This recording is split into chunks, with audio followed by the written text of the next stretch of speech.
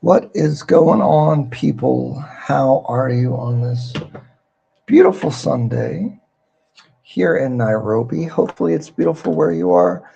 It's probably not as beautiful, though, unfortunately, because Nairobi has some of the best weather I've experienced. Maybe California, if you're watching from there, it's probably pretty good. But if you're on the East Coast, or actually most of the United States, there's a lot of snow. I'm seeing people fighting in the streets over parking spots because of the snow. I'm seeing people paying a lot of money to dig their cars out. And I got my Hawaiian shirt on today, just enjoying life. Although this last week has been a very busy week here in Nairobi for myself. I've been meeting with a lot of you guys. I love meeting everybody that watches. I really enjoy all those meetings. We'll be meeting for like 4 hours a lot of time. We're just sitting there eating some good food, having a good time, having good conversations. And it reminds me of, I guess, why I started doing this in the first place. I just wanted to show people what's going on. And then people wanted to come see what's going on. And the information has been, according to many of the people that I've been meeting, very helpful. And kind of feels like my purpose a little bit is to expose people to things they may not have thought of and make it seem accessible. Accessible. I'm just a regular guy. Yes, I have a real estate background. That's my profession. I've been in real estate as an owner of property since 2010. Oh my goodness, is that 16 years? I've been a real estate agent in the United States for 13 years. I have owned my own brokerage. This is our third year active. I've been a real estate broker for actually, I'm not sure how long because there wasn't much of a difference till you launch your own company, then it matters. If you guys don't know me, my name is Ryan Fagan. I'm a real estate investor, real estate broker, and based in southern New Jersey, central southern New Jersey. I've worked in mortgages, I've worked in property management, property preservation. I've also done property analysis for on the commercial side in Philadelphia. I'm a U.S. Army veteran. Did 15 months in Iraq. I did 4 years active duty Army, not National Guard or any of that stuff. Sorry, guys. If we're in the National Guard, unless you deployed, then respect. But that's kind of my background, and I've purchased some property here in Nairobi. I really came here initially to improve the quality of my life. I'm trying to spend about 6 months here out of the year, but I do have the U.S. business that I am also growing and taking care of. And we're going to have a nice chat today. The audience, you guys, yes, you guys, are the co host of the show today. So please ask your questions. We get such amazing questions from many of you guys. That helps drive the show. Even if it's a little off topic, I'll usually stop and talk about that stuff. Now's your opportunity to get some free games, some free information. Although pretty much everything I do on here have been given away. There is a membership.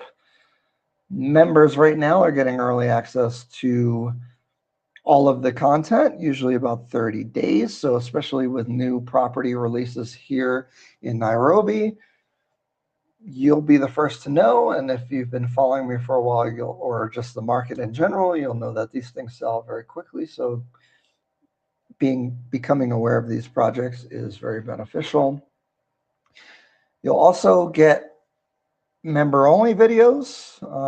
Some of those are some of the things I'm doing personally with not just the real estate, but the equities market and mutual funds here in Kenya and wealth management and company structure.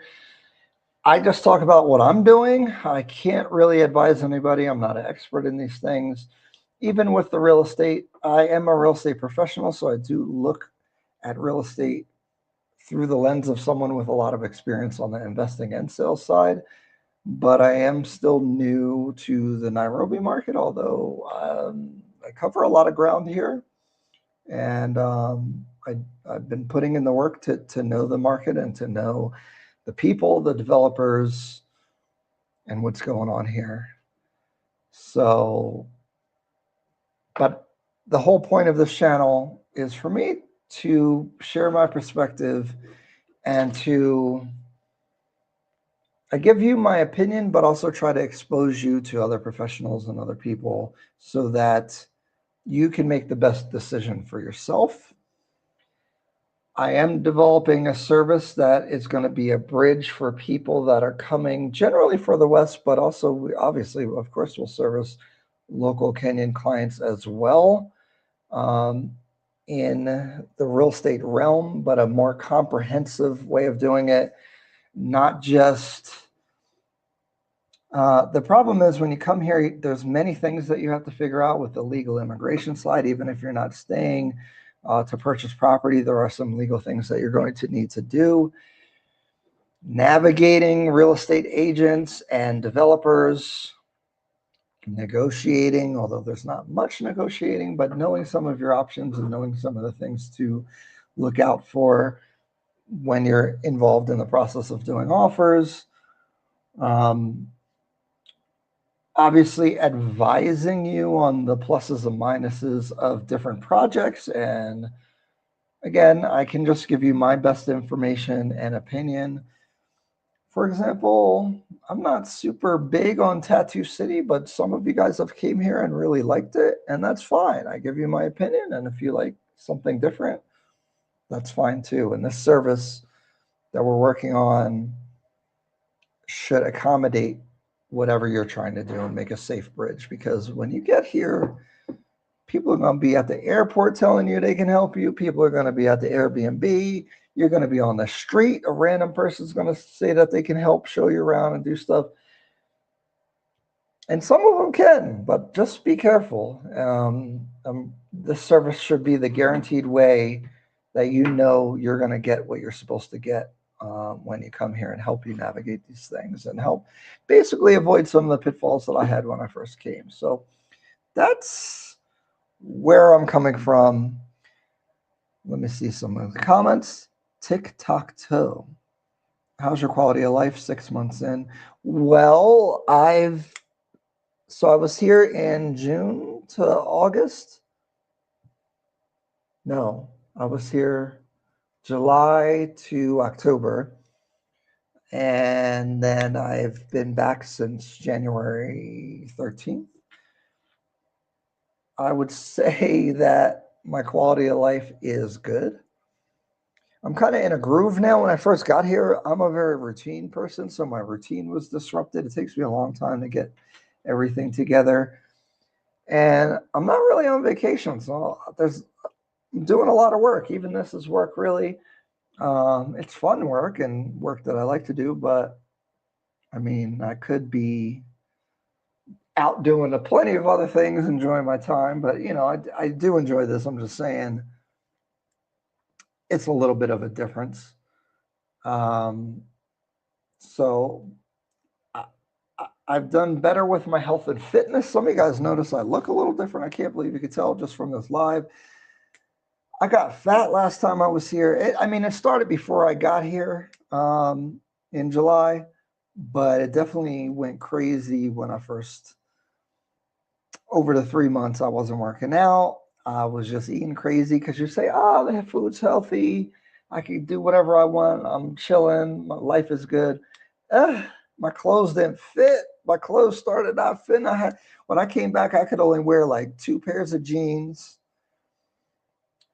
I couldn't get my clothes game on. It wasn't depressing, but I had to put the work in. So I've actually lost close to 40 pounds since then, since October, 35, 40 pounds.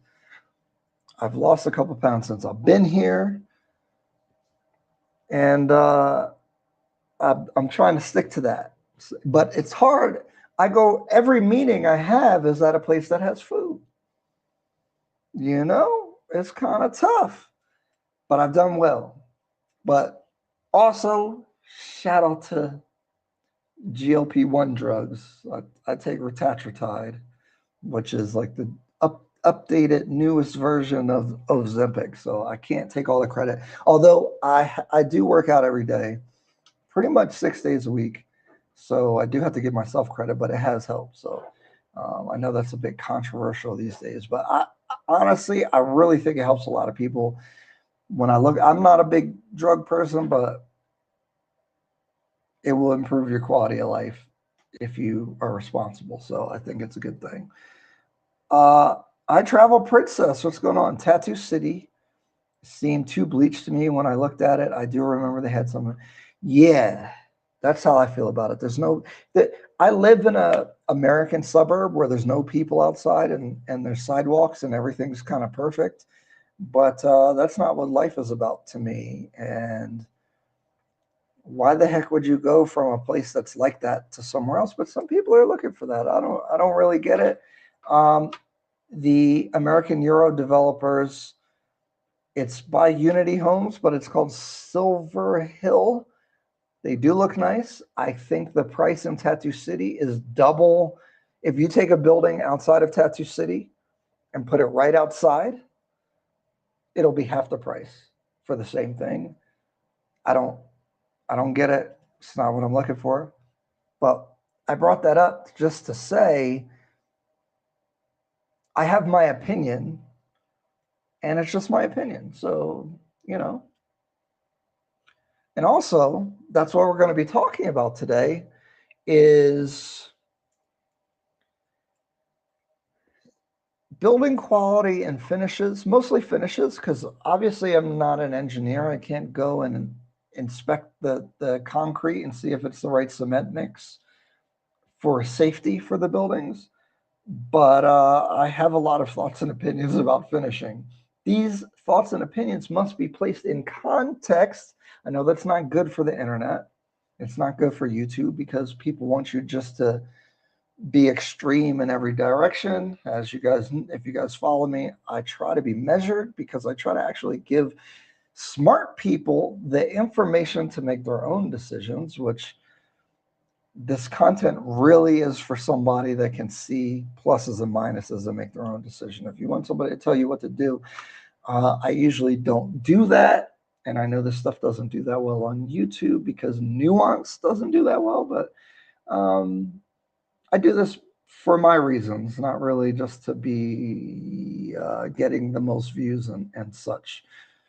With that being said, we've gone a little viral recently.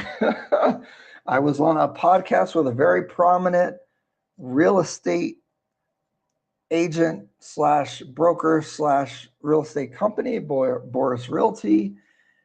I really love what he's doing in the market. If I was running a real estate business here, I would do exactly what he's doing.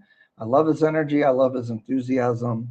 I was honored to even be invited. Why would they want to talk to me? I just got here in 2024. You know, I always think it's kind of interesting that I get so much attention here from the local real estate market. I definitely appreciate it. I mean, I do kind of get it, but I mean, it is very flattering that people are interested in what I think and have to say. So we'll get into this American Kenyan business culture thing. I think I want to talk about that as well. But we're going to definitely talk about the building finishes. And this is coming from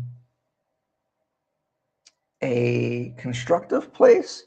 And I really want to work on communicating in a way that doesn't sound in a condescending tone, because that's not cool. And I don't think that's cool. And I don't want to be condescending. And if I err in sounding condescending, I'm really trying not to do that, because I don't think that's respectful. I don't think that's good. And that's not really where I'm coming from with this stuff. London Shafe, these off-plan 3D models and brochures really have people putting their money into projects which won't yield anything.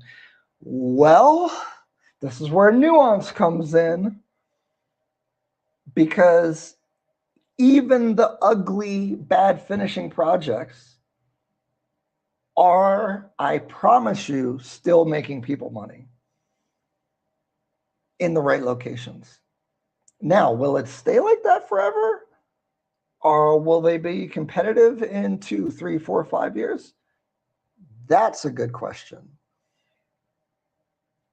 But there's developments, and because I meet with a lot of you guys, I know for facts, as anecdotal evidence, I don't have statistics, and you guys know, if you've been following me, how I feel about statistics here.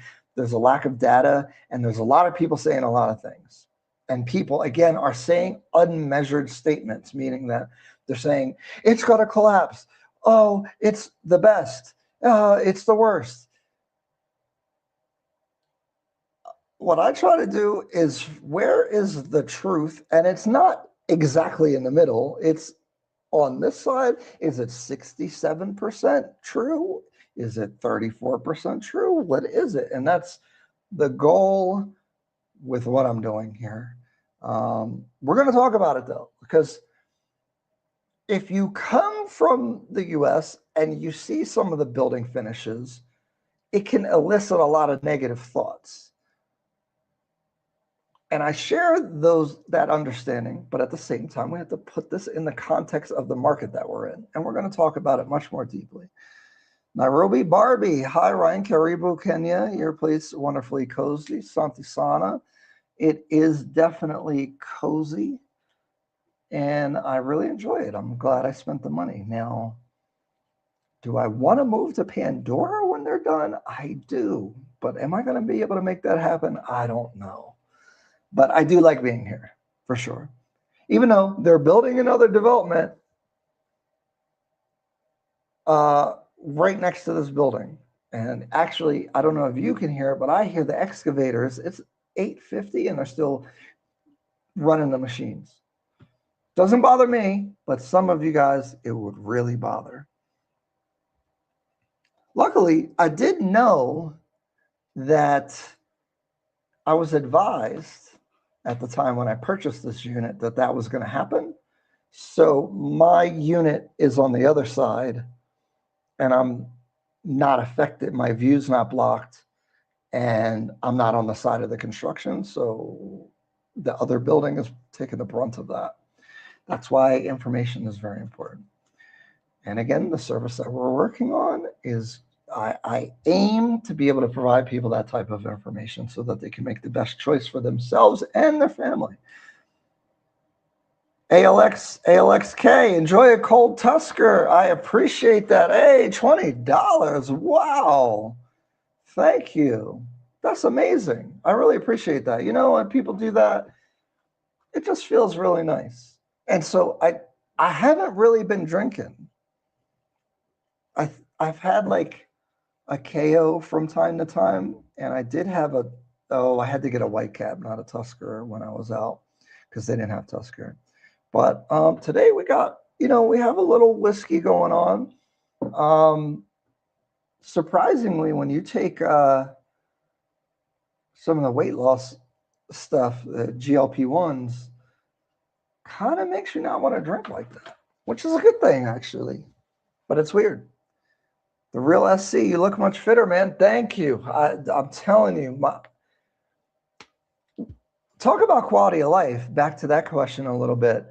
Something that I didn't plan on, but is really cool, is I come here for 3 months. I go back to the States for 3 months, and then I come back here in 3 months. It's the perfect amount of time to set a realistic goal. Different goals, not just fitness. I have a business goal. I have a lifestyle goal. I have a health and fitness goal. I have different goals. And within 3 months, you can get enough done where it matters, but the goal isn't too big. So now when I'm here, I want to launch our real estate service. I guess I'll just put it out there. It's mostly a real estate service, but it's more than that. I want to cover all the new projects. I want to find where I want to buy land. I want to learn more about the coast. I want to learn more about every county around Nairobi. I want to visit there and kind of know a little bit of what's going on. Obviously, anywhere I go, I'm interested in the real estate market. I also want to go to Kisumu, which is in the west. Check out Lake Victoria. Horrible that it's still named that. I'm sure that'll get worked on at some point. But this duration of travel for me is really healthy to be very goal-oriented. I would rather invest at Vipingo Ridge than Tattoo. It's funny, I had a meeting today about with Centum about Vipingo Ridge, and they want me to do a tour of the area. So that should be coming up. Like I said, though, I actually don't like traveling. I'm not like a travel person. Like, I can do it. The military made me good at being resilient and traveling and stuff. I like to have a routine. I like doing the same thing every day, or, you know, I don't like switching up. Travel disrupts everything. I don't like it. Dude, you bring the market with real purchasing power. Man, I was at an event yesterday, a show house release event. So many of the agents, hold on, someone's at the door. Oh. Hi. Oh, that was fast. Yeah. Thank you. Have a good one. Oh, food.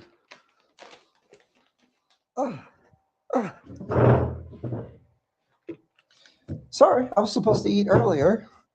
I was saying I was at the event and so many agents came up to me, and it's funny because they think I'm an agent and I'm not really an agent. And they're like, yo, you must be making so much money. So many people said that they bought from the video, this and that. And I'm like, I'm really not. I got 2 commissions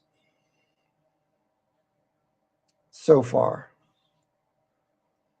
So people are making a lot of money, but it's not me.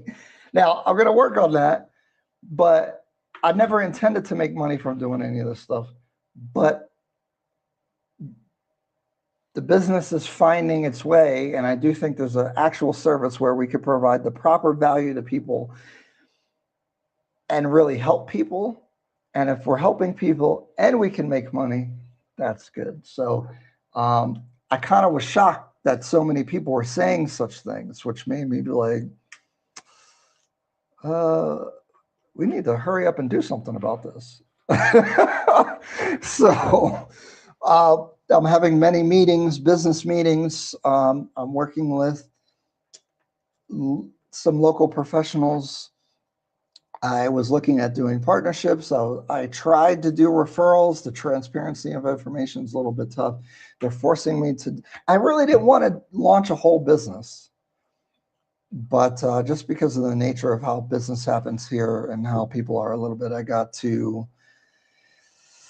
we got to do it. And now you guys are going to make me compete in the market when I was just trying to show love to the local professionals. I would have been fine giving up the majority of the money to people here.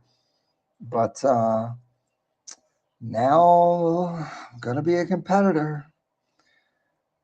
But we have to stay true to the mission. So that's what's taken so long, is how can we ethically do this? MH, what's going on? I don't have my soundboard. I would hit the air horn. Hey, friends, seeing you go viral on IG. It was great to see all the comments. Oh, yes. Let me pull it up. If you guys don't know, from the podcast, there's a Instagram page called Westland Connect that covers a lot of different things going on in Kenya and Westlands and Nairobi, and they kind of are like a news channel. I was supposed to log into here earlier. They're kind of like a little news channel, and they took the podcast, made clips, and put a crazy headline talking about U.S. realtor exposes Kenyan real estate market. I opened my screen that morning, was that yesterday morning? And I said, oh, God, no. Oh, no, they're going to run me out of town. Because then I didn't really remember what I said.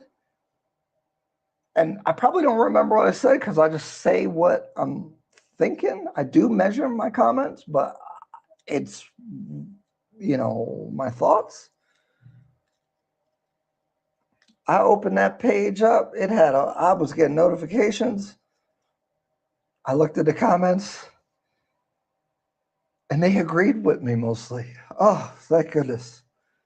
Because it's so easy as a foreigner to sound condescending, this superiority complex, it's not like how it is back at home. Like, I hate all that type of attitude, but it's easy to sound like that, and it can be perceived that way. But the Kenyans in the comments, they supported me, and then the criticism wasn't too harsh, so thank goodness. Because I always want to remain respectful. I don't want to piss anybody off. But you piss off the Kenyans online, you're going to have to leave town because they're not playing. Hold on. I'm trying to pull up the Instagram thing for the people that didn't see. Because I don't think I've ever seen anything that I've done reacted to by another platform or anything, so I was like, yikes.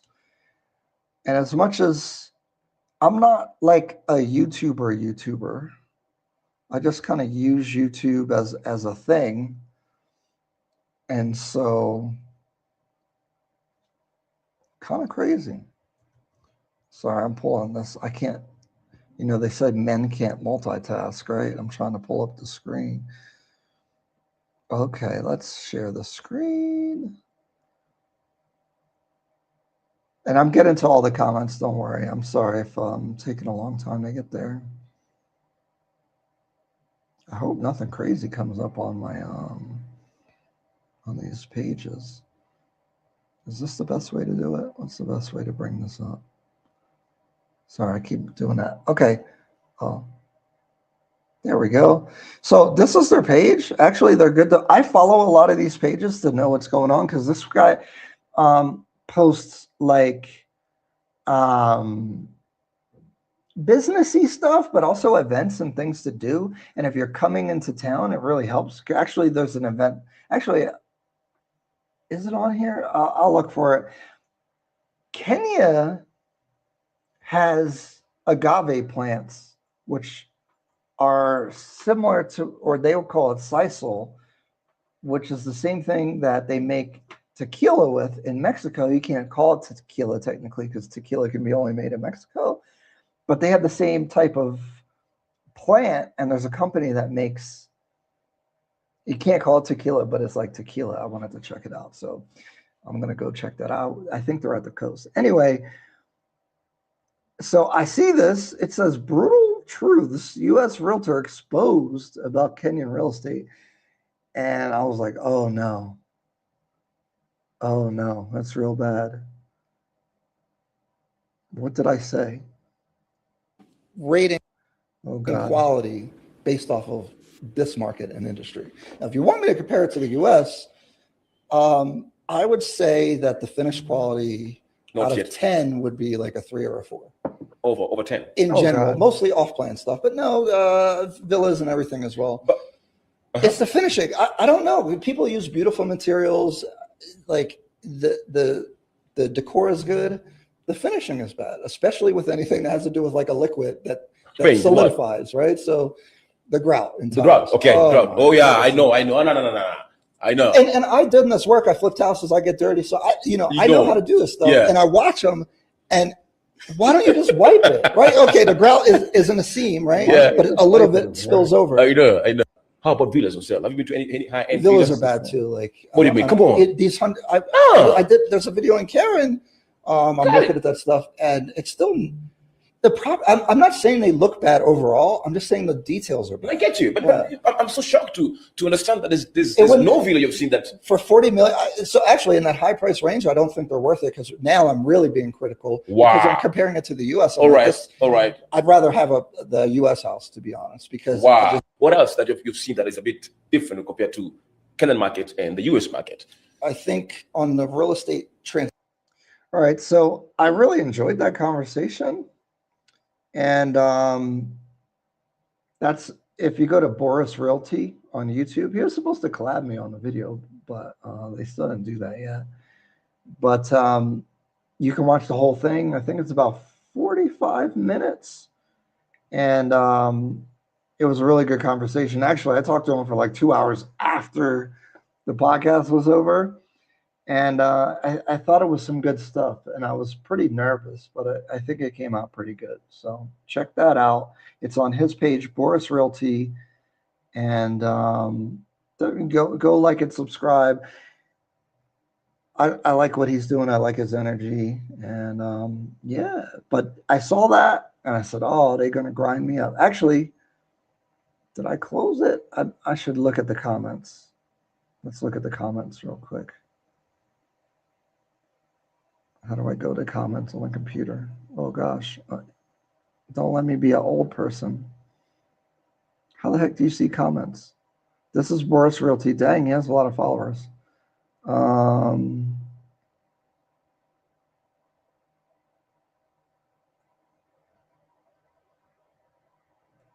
Dang, I'm being a boomer. Okay, well, don't know how to see the comments. Sorry, guys. Basically, they agreed with me. Most of the people. Thank goodness, because I was going to get run out of town. All right, let me get to the. Is this Alex? ALXK. Shout out to you for the $20 super chat again. Think about it. Real estate companies in Kenya sell products that are unaffordable to most locals. Additionally, they themselves don't have good contacts abroad with money. That's where you come in. Yeah, for sure. And we're going to get into this more. Kenyans got bread. Their money is just so quiet and silent, you'll never know. Also, they like to run their businesses in secret. I don't know how you run a secret business when the whole point is to market and get people to come to your business, but we're going to talk about that. Yeah, I bought in Vapingo too. Khalifi could be next. Bali in the next decade. Yeah. Khalifi / Watamu / Malindi. When I went to Alina, they had bad finishing everywhere, so I wasn't shocked. When in the lift, they had no no smoking notices. You attract the effort you put in as a developer.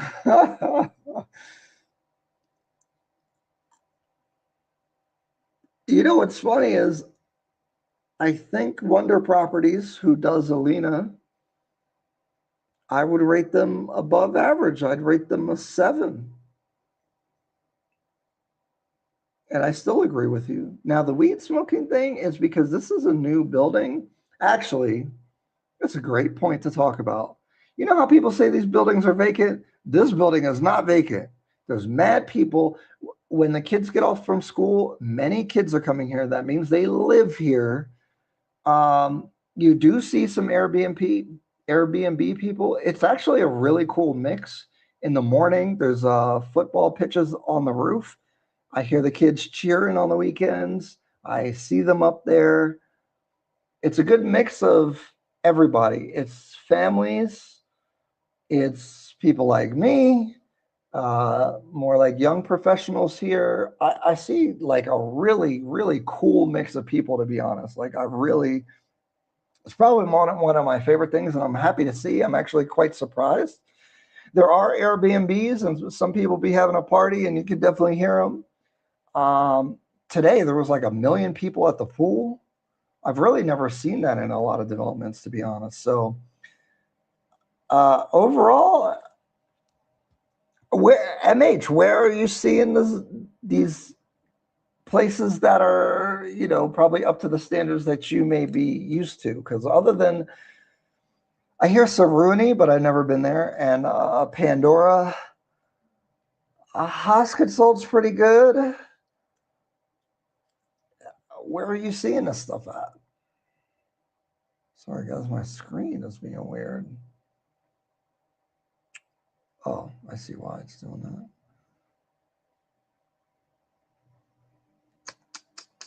Sorry, let me find where we are in the comments. Why can't they put some energy into developing streets with nice street lighting, landscaping, sidewalks, improving? You know what's funny? President Ruto went to Ethiopia, and he made some comments that I thought was interesting, saying that our streets should look like this. Combined with, there is a court case that the result partially was that Nairobi County has to come up with new zoning standards. I know that many Kenyans are skeptical of anything that has to do with the government and enforcement. I must say that the country and even developers at a lower level and people in general and even the business climate, to me, they're responding to what's going on and are improving. So I think the street issue can easily be fixed with zoning. So in the United States, for example, in my town, right? If you build something, we're trying to get bike trails that connect throughout the community and such. So now there's some rules about you have to add sidewalks, you have to have a bike lane on the edge of your property that you're putting. And this is more for like developers, not like a single house or something like that. And since there's so much development, they could require the developers to add to the infrastructure, sidewalks, lights. If they do that, I think that would be very smart. And Yuki can be a good option to buy land. And now the coastal region. Oh, what's up, Sam? What's going on, man? How are you? Yeah, I haven't been in Nanyuki yet, so I need to get out there. I've been in Nakuru, but I haven't been in Nanyuki. Sam's a real estate guy over here as well. If you provide furnishing and managing, I'd subscribe for all 5 of our off plans. Yeah, so that's going to be another phase because management is a whole nother beast. And yeah, it is an issue for a lot of people, but we're not ready for all that.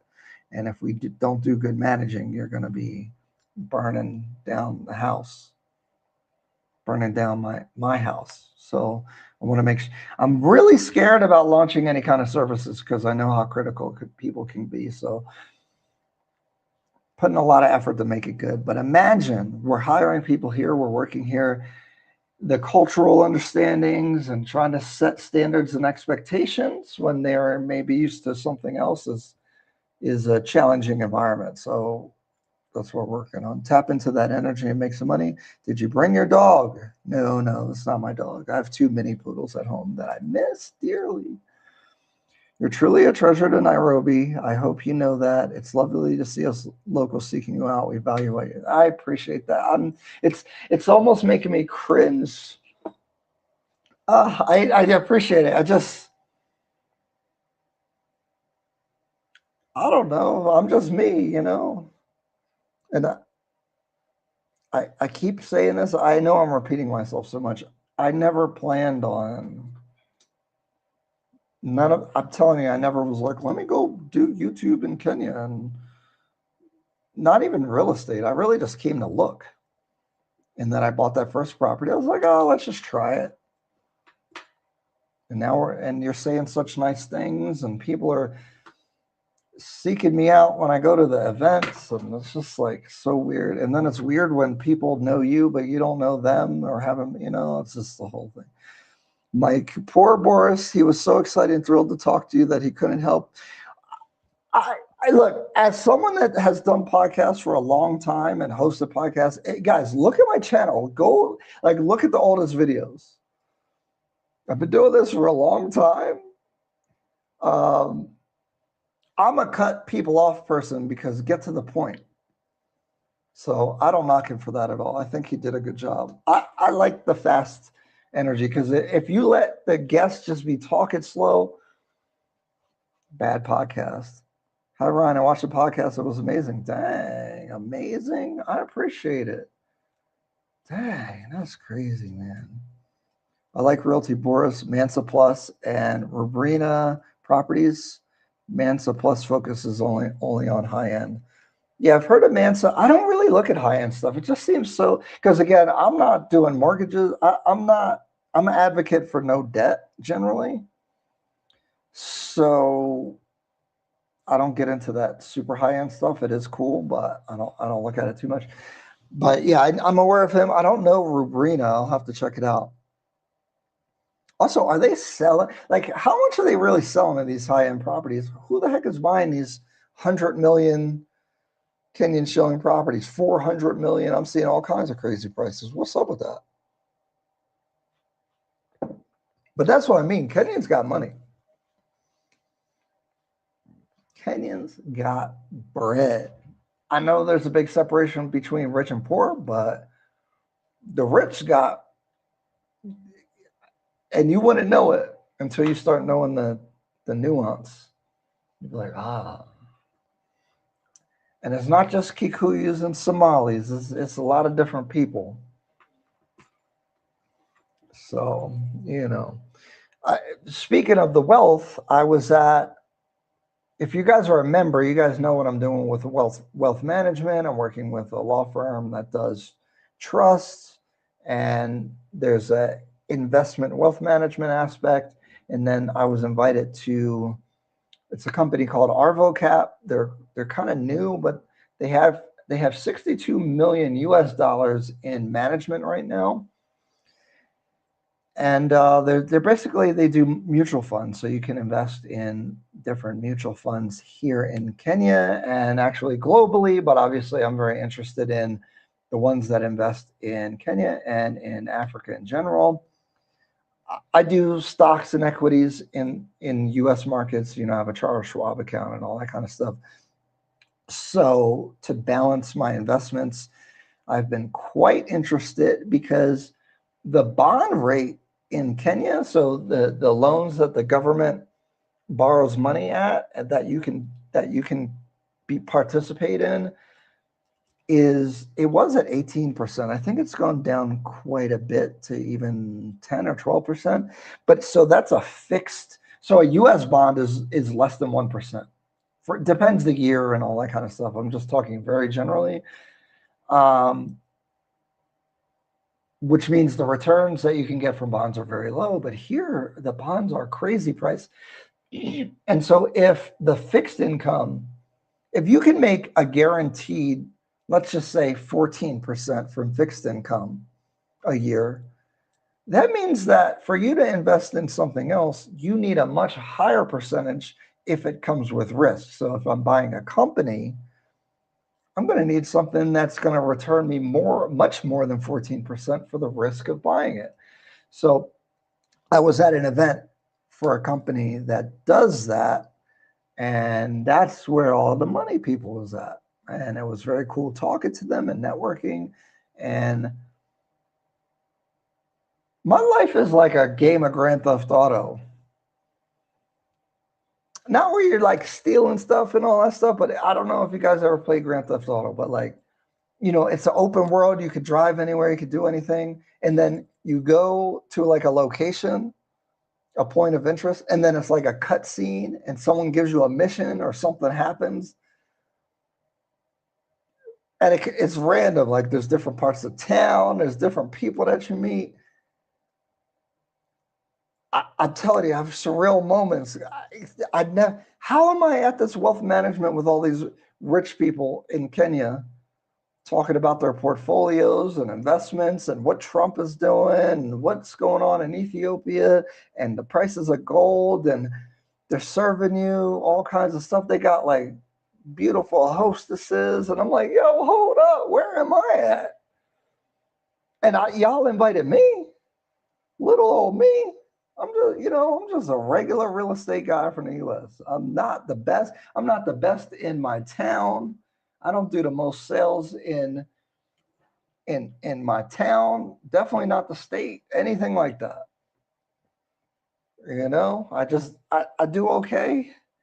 And then I come here, I'm invited to the nicest places, these fancy, like, what the heck is going on? I go to a real estate event, everybody wants to talk to me. This life is crazy, I'm telling you. And then, I've done road trips, I've gone to different places. You know, I just, when I'm sitting somewhere, I'm just like, how is this happening? And why do y'all want to talk to me? Look, I'm confident in the information that I have, and as a professional, I do think what I can do for people is very valuable on the advisory side, and kind of deciphering the market for people that aren't familiar with being here. But I mean, I don't know. I don't like the word humble, because it's the definition says a low estimation of oneself. I don't like that, because I think you should have an accurate representation of yourself, not a low one. But whatever word that's like humble but not like that is how I try to, it's surreal. I don't know. It's just crazy feeling. I'm probably ranting. I haven't even talked about building finishes. Again, this is like the first week I've really done a lot of stuff. I've been outside a lot. I've just been having great, amazing experiences with the real estate market, meeting with you guys. I get so much love and positivity. It's crazy. It really, like, I'm having like an existential crisis at the moment thinking about it. It's like, wow, y'all want to talk to me? Really? Here's what I think. I don't know. That's all I got. That's all I got is just, it's a lot. And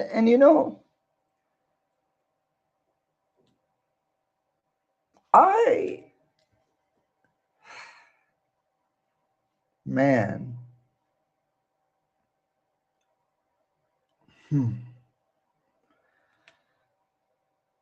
I got out of the military. I joined the military out of high school at 18 in 2006. Oh my God, it's 20 years ago.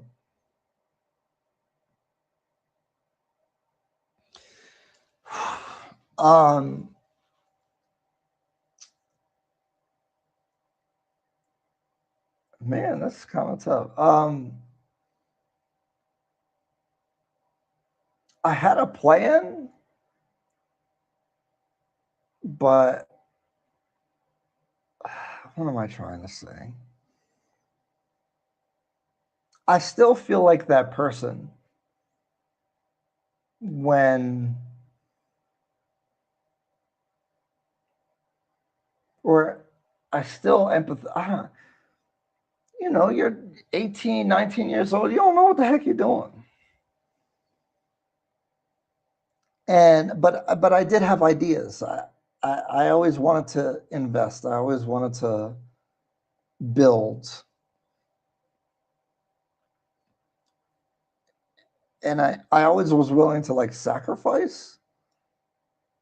I know y'all probably not even here for this, but whatever. I'm just going to talk about it. And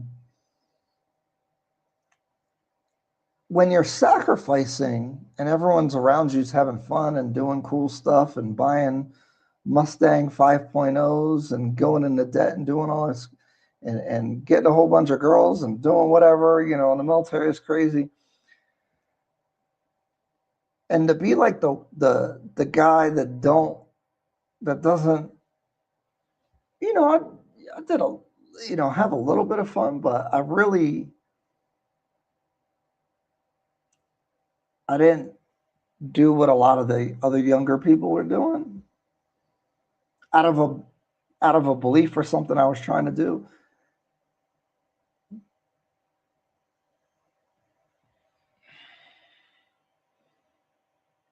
but I don't know if I really believed in it. And so even today, I'm telling you, I wake up every day like, dang, this is amazing. Shout out to my younger self for staying on the mission, you know? And it's super hard, to be honest, like super hard. Like the stuff you have to do to get somewhere worthwhile later is crazy. And to believe the future, believe in yourself to get to the future that you envision. But weirdly, in the side of your mind, you're like, is this even worth it? I don't know. It's just, I don't know if I'm making any sense at all, but I'm still that person though. So when people, you know, like even there's 40 people, why are y'all here? You know what I mean?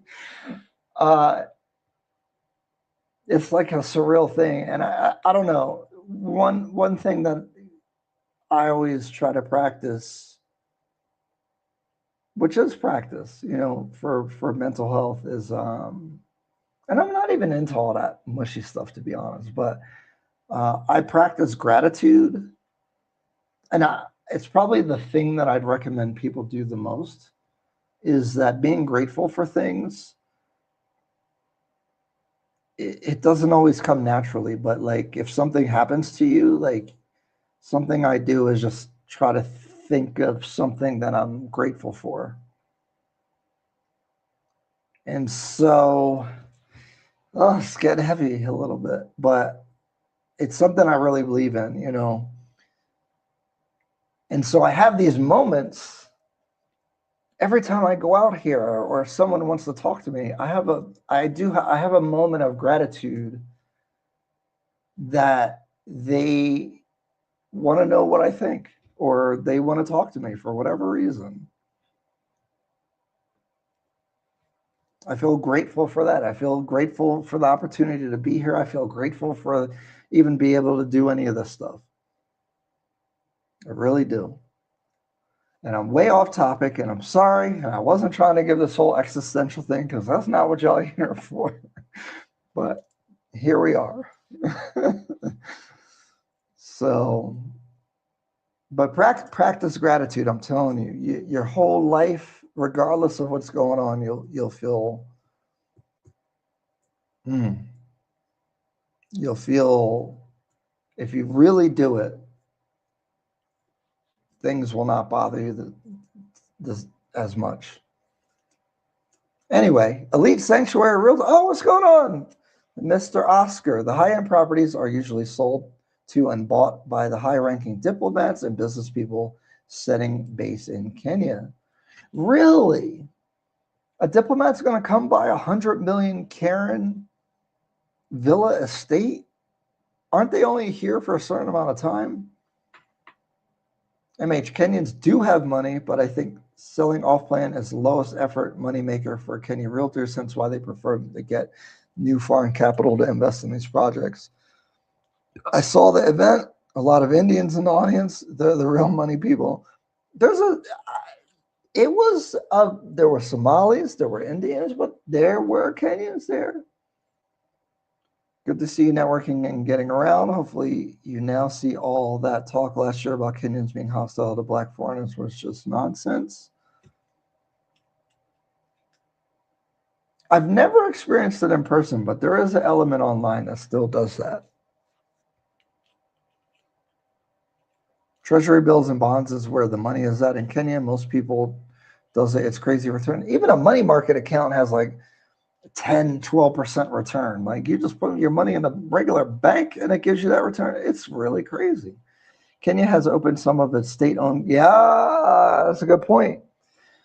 State-owned corporations to the market to be bought. People can now buy shares of KPC. That's the pipeline with your local banker. It's closing soon. Look at what happened to Safaricom. Yes.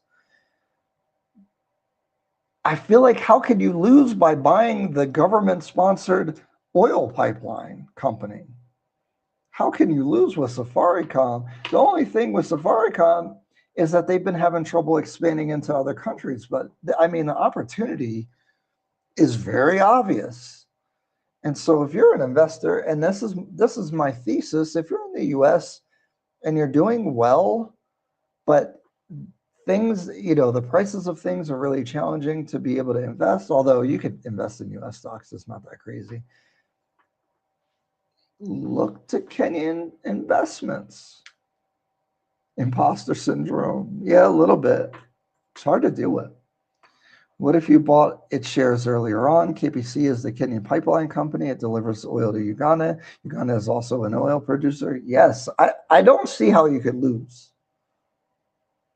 Although Uganda,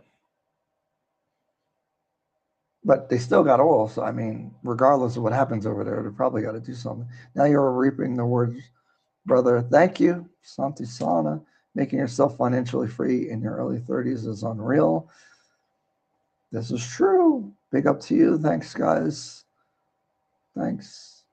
I feel weird talking about myself like that. I usually don't do that. Always celebrate your... Thanks, Mom. My mom's watching on Facebook. Probably hard with Vodacom monopoly in Tanzania. True. Yeah, I don't know what's going to happen with the expansion and such. Dang, we're an hour in? And my food's going to get cold? That's all right.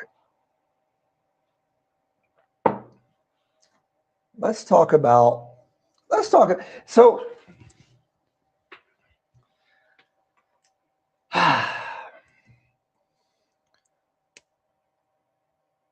I don't even know if I'm a good communicator, but I'm the communicator that many people have. So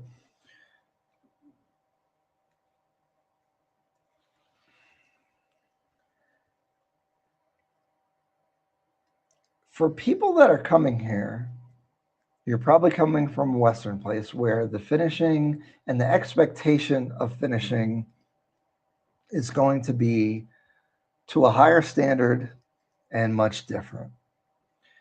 My brain struggles seeing someone paint something, and if they're painting the wall, they get paint on the light switch. They get paint on the trim at the bottom. This trim is more expensive than the US. This tiles, they're nice tiles. If you bought that in the US, it would cost you more. And you get paint on it, okay? And paint is a liquid. It's wet before it dries.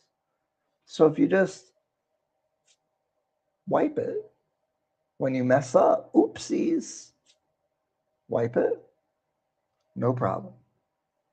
You let it dry, now you gotta wipe it. You gotta scratch it off, you gotta scrape it, you gotta use paint thinner, you gotta do stuff. Why are they doing that? Why? I don't understand it. I really don't. They're doing concrete. They spill a piece of concrete on the ground. Concrete is kind of liquidy at first. It's soft.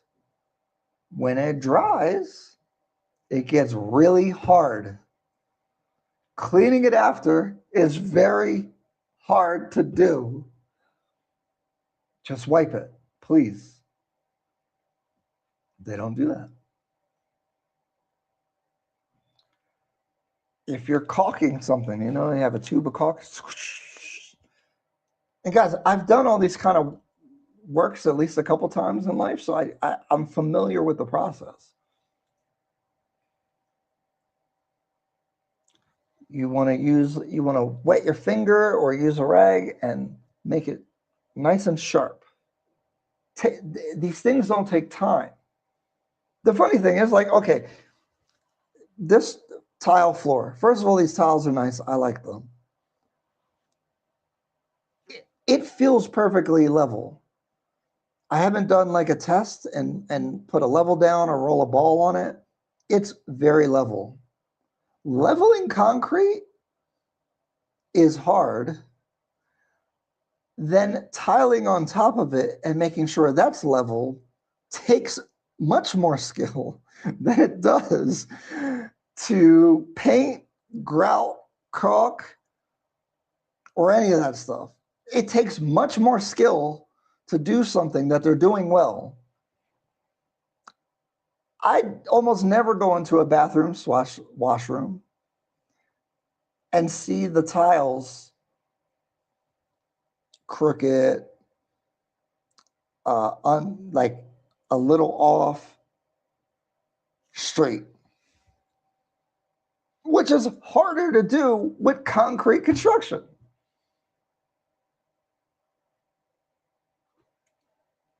So the hard part is being done well, which is infinitely frustrating that after you did all this hard work, someone comes in and paints like, oh, I dropped some, oh, whatever. Oh.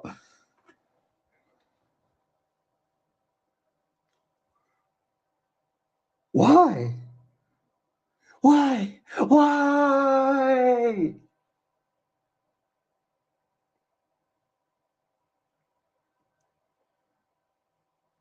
JB said they might be chipped. That's I was good. That's something else to talk about.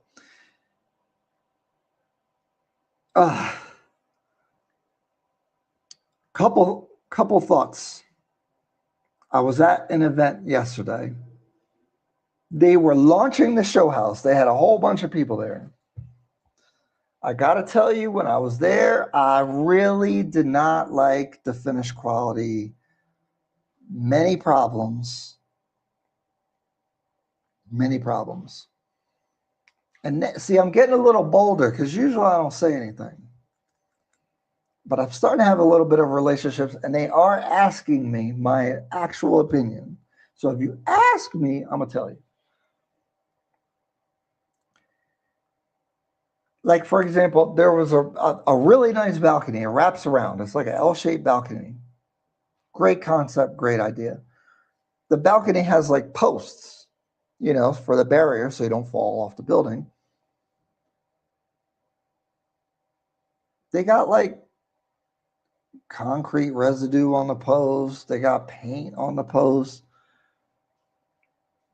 It looks like a 6-year-old.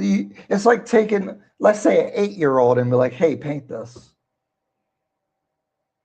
Color in between the lines.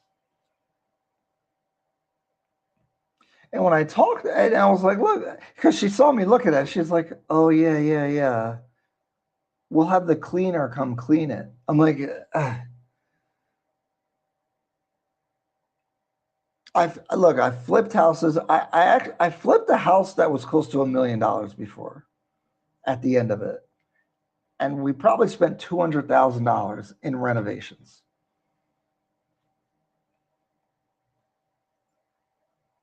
And I've done other properties before, right? And like any inefficiency costs you money. So having to redo something, having to buy materials over again, any of those things cost money. Why in the world? Why didn't you just do it right the first time? Take 3, even if you make a mess, just wipe it. And they talk about Kenyan construction, but these are Chinese developers, and ultimately they're responsible. And they're not supervising, they're not training, and they're hiring cheaper people, because I'm sure there's Kenyans that can do the job better.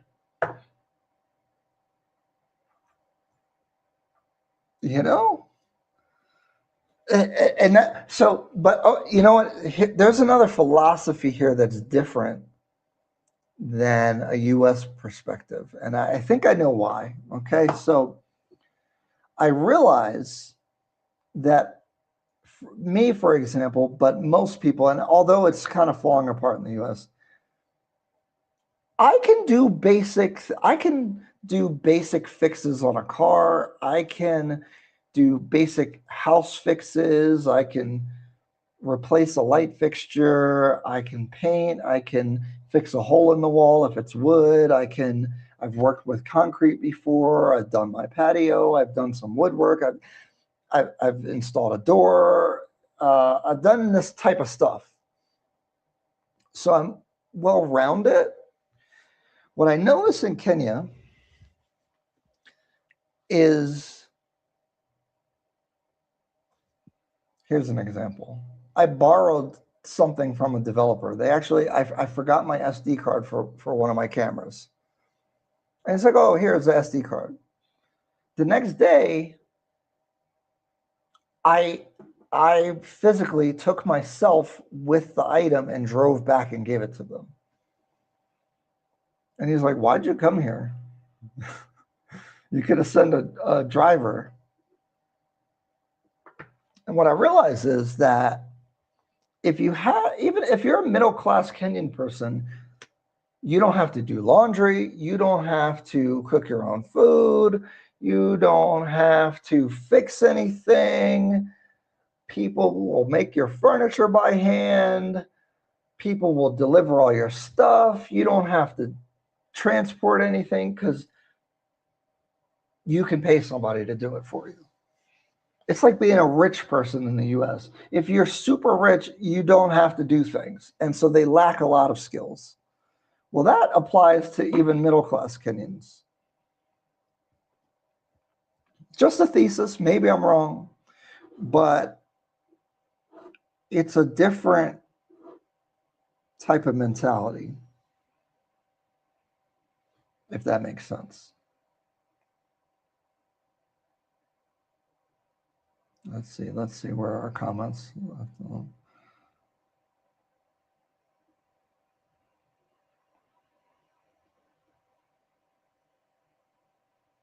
Oh, hold on. Dang, there's a lot of comments. I'm sorry. Give yourself credit. More credit, Ryan. Only a few people on earth can do what you're doing. Ah, thank you. I think I'm just adventurous enough to do it. Plenty of people could do it. Yes, there are incredible quality materials available affordably in Kenya, but they ruin it. Being careless, solution, pay workers more. I think if you paid the same workers more, they would do the same job. They literally don't know. Amongst billions of people, you're very rare and have an excellent background in modern day. Thank you. I'm literally going to be there when they start finishing in the alley. I told the developer, don't even install it. If I have to take it out, I'll figure. You have to. I'm going to tell the story. Remind me to tell a story that come from yesterday because it'll bring it home. The alley is getting so many new buildings. Yeah, it's spreading. The laborers are not well trained or do not have all the right tools. Big problem. Painter's tape. Actually, good painters don't need tape very often. A good brush is important. A good painter, they don't use no tape for edging. They just use a really good brush and a good hand. All they need is prep tape, the blue tape you use while painting. Anything over the line, you remove the tape and spill over. Yep. But why do that when you can just paint over everything, you know? I'm Team Mombasa, slow and chill. No new high-rises. Keep that. I'm not a big fan of the coast, to be honest. To top it off, most Americans have OCD. We can't handle the stuff, the small things, I tell you. Yeah, I'm going to talk about that. They might not be crooked tiles, but they all might be chipped because they're cutting the tiles with not the right material. And so, like, if they're trying to put the faucet in, it'll be all broken around, and there'll be a gap. They're not using the right material. They're probably not using a wet salt. I don't know if they are paid well enough to be motivated to do. It's not the pay. They should, they're not getting paid a lot, but it's not the pay. The companies are probably hired without proper vetting. Yeah, they're just taking people off the street. I'm telling you. But you could take someone off the street and have them paint. Like, it's not that crazy. You just need to have people held accountable. This is why the workers need to be independent, like in the US, so their quality of work affects their bag. Or you manage them. It's not only in America, a $200,000 apartment in Singapore and Thailand isn't going to have paint on the boiler and light switches. The reality is that in Kenya, there are very few schools that train people. I think it's an opportunity for practical or hands-on job, what's often labeled as manual work. Most skills are learned. Yeah, there's probably not that many like electrical schools and like skilled. It's either very low educated labor where there's just, you know, not a lot of prep to it. Come, I'll teach you system. At the same time, developers are on a gold rush. Yep. Pandora had a chip bathroom window, and instead of replacing it, they stuck all fixtures in the bathrooms are stand. Oh, they put a sticker on it.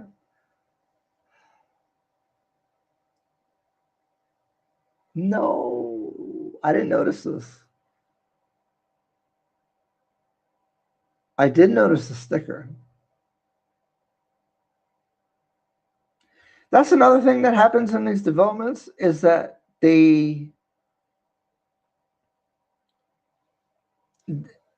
when you do construction, there's an order of operations. And so like if you put the floor in too soon, now your guys are walking on the floor and they might drag something on the floor and scratch the brand new floor.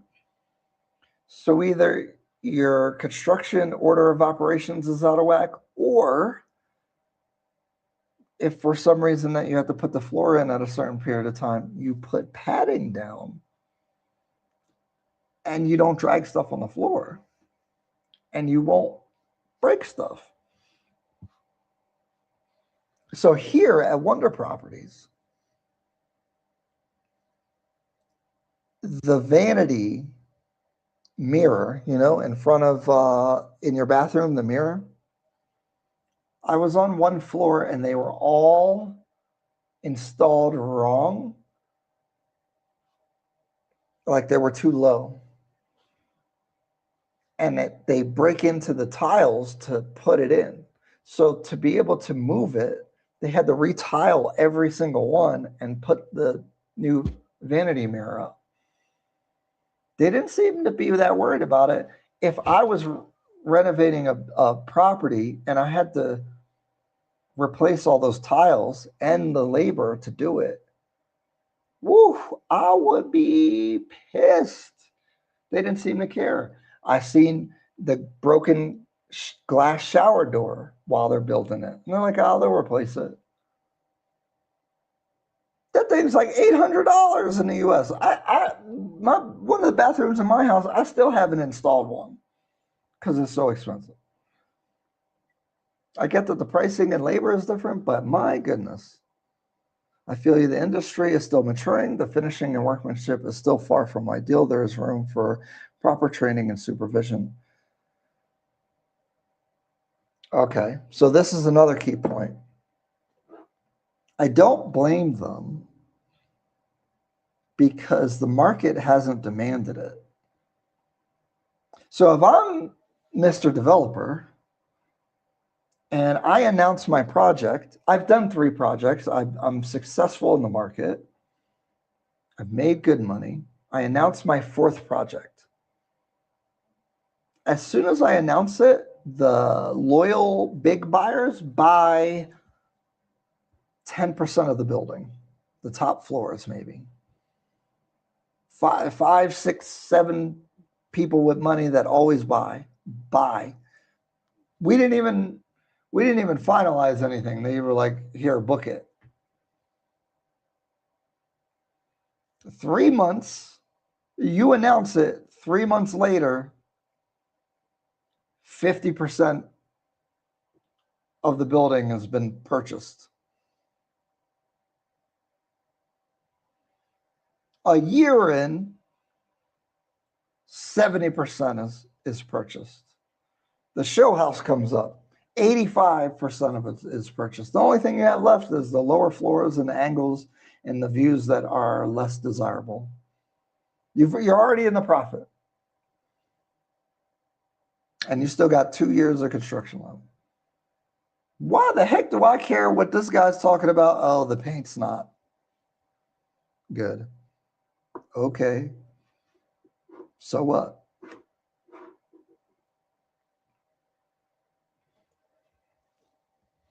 Why do they care? So, I mean, as a business, if why overproduce your product? Now, I do think that as better developers come in, maybe this is something we should talk about, because maybe we should do that. I don't know. As better developers come in, people may prefer the better quality over the worst quality, and you do see that. Again, MHSA and Pandora, they still have some problems, and I agree, because the grout there wasn't perfect in every area. But it's a heck of a lot better than some of these other projects that I don't even talk about, or that I've been to, but I don't do videos on. Way better. So that's why I always try to put things in context. The other thing is, it's still going to rent. And does it really affect your enjoyment of the property? Like my bathroom, if I hired a grout guy to do that, I would lose my freaking mind. But I'm staying here. I love staying here. I love being here. It hasn't ruined my day. Do I wish it was better? Yes. And so that's the context that I want to put things in. So especially if you have your investor hat on. Oh, story time. Okay, so I'm at that show house event. I'm kind of telling my person that invited me, this is the show house event and it looks like this. Not really feeling it. And I'm not trying to be that guy. Okay, that was my impression. Below average. Would have gave it a 3 out of 10. Like in this market, I would give it a 3 out of 10. So Pandora's 8.5, a 9. I would have gave this one a 3. Was not feeling it. I go outside. Now I have new friends. I have new real estate friends, a whole bunch of them. And they're kind of waiting for the Uber or whatever. And I'm like, what did you guys think? And they're like, man, it's awesome. What? What? It's awesome. I hated it. I hated it. Why would you invite me to this event for me to look at this? Said it was great. Good investment. Now, there is this, this is where the culture thing comes in. Kenyans are generally quite nice and I don't think they'll just publicly or even to me criticize something. Generally, I kind of feel like the average person would lean towards saying something good. But my intuition said that they really thought it was good. It was 2 different agents. And even when, and these are real estate agents, even when they've done the grout in my bathroom 4 times. And actually, the recent time that they did it, I spoke to the lady. It's a lady that was doing it, very nice, and I tipped her really good, just because that's what I like to do. And I watched her do the whole thing. I see her, she's mixing the grout in a hard hat, and it's really dry. And I'm like, why do you mix it so dry? She said, oh, if it's too wet, it's not good. I'm like, okay. And I'm looking at it. I'm looking at the grout. And we're both looking at the same thing. And I'm like, and she's like, yeah, I did extra effort. It's really good. And I'm like,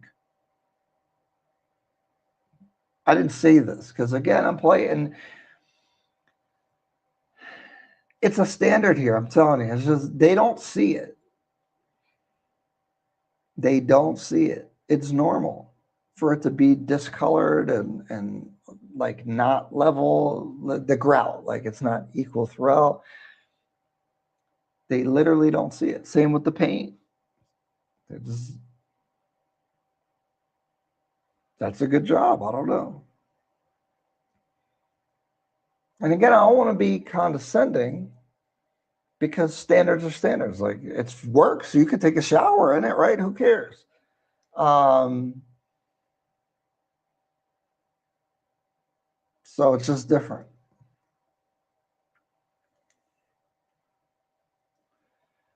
It's like more of a culture of it's functional, right? Like, who cares? A little bit got over here. I mean, you can still use it. I get that. So that's why I'm going with the pay thing, because their opinion would be that it is good. I'm looking at the finishing in a different way. That even applies to they think that location is better. It's on Westlands Road. I don't like that location as much. I'd rather be closer to the malls than the highway. So we have different perspectives. Like radically different. Like I do feel like they thought that it was good. So it really made me think, wow, man, I'm like, so I want to be careful about talking about these things because you guys will understand, many of you guys will understand. And that's the weird thing, right? Like, because who am I talking to? Am I talking to you guys or am I talking to local Kenyans?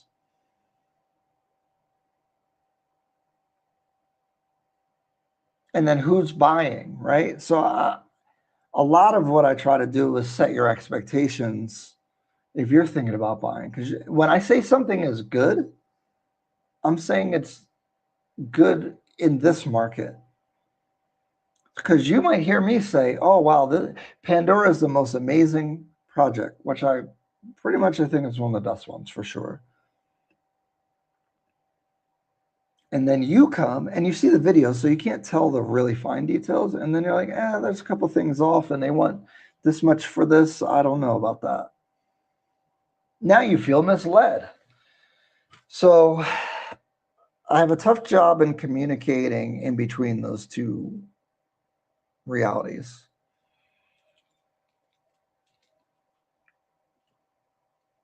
MH says they think Africans don't know any better and won't pay attention to detail. That's why so many Kenyans are appreciative. Yeah, I think that's really what it came down to. Is I do think people do notice.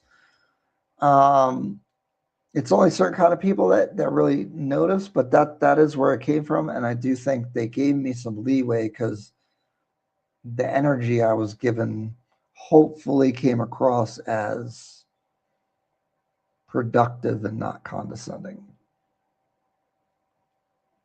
But the comments were appreciative, which was really cool. But that relies on cheap labor, which is not good, not very ethical. Oh, you're talking about like the market. In the US, most companies invest in training their technicians. They compete based on quality services, and it's what differentiates them from other competitors, and it's what sells their services. See, in the US, a labor person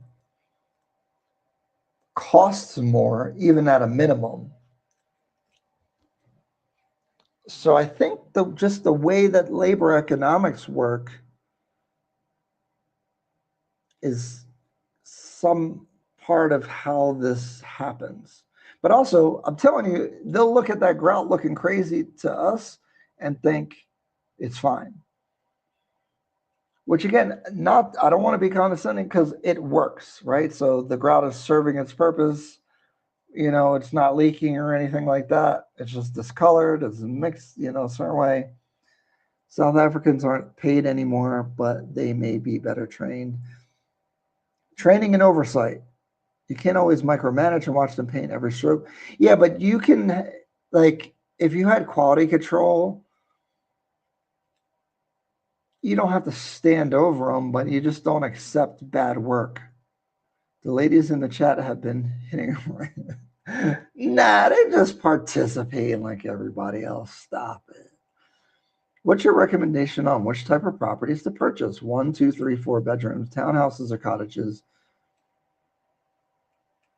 Or to purchase 1 bedroom only for investment? For investment? For cash flow? The smaller 1-beds, studios, probably the best. Maybe take a chance on 2-bedroom. Guys, I'm making this stuff up based off of anecdotal evidence of speaking to many people. I really always need to emphasize that I don't have a spreadsheet with numbers. I don't have a scientific analysis of what's going on. But my mind and all the research and all the people that I talk to and the culmination of everything tells me that that's why I'm buying the studio at the Diplomat. That's why I'm buying the smallest 1-bedroom there. Because for raw return on investment, I think that. Now, if you want to play a longer game for, because real estate, you make cash flow, right, from the rent against whatever your costs are, minus depreciation, meaning that eventually you will have to fix up the property and renovate certain things. So that's the depreciation. You have that. And then you have the capital appreciation, meaning that the value of the property over time goes up. I always used to go after just the cash flow, but actually, since I've been doing investing for so long, in the long run, the capital appreciation is way more valuable. Because I look at my portfolio from 2020 till now and was like, yo, hundreds of thousands, close to $1 million change capital appreciation. So it almost like it dwarfs the cash flow. And I do think apartment cash flow here is really great, better than the US for sure, because of all the complications with renting, repairs, et cetera, et cetera, et cetera. Single family homes, really, if you play it out over a long period of time in the US, I don't think they make very much money. And I've done it since 2010, got my first property. That's 16 years ago. Okay. I've made way more when I sold the properties, even in aggregate, if you add up all the time in return. So with all that being said, this is why I get into the quality, because those 5-year-old buildings, actually, Oscar, if you're still here,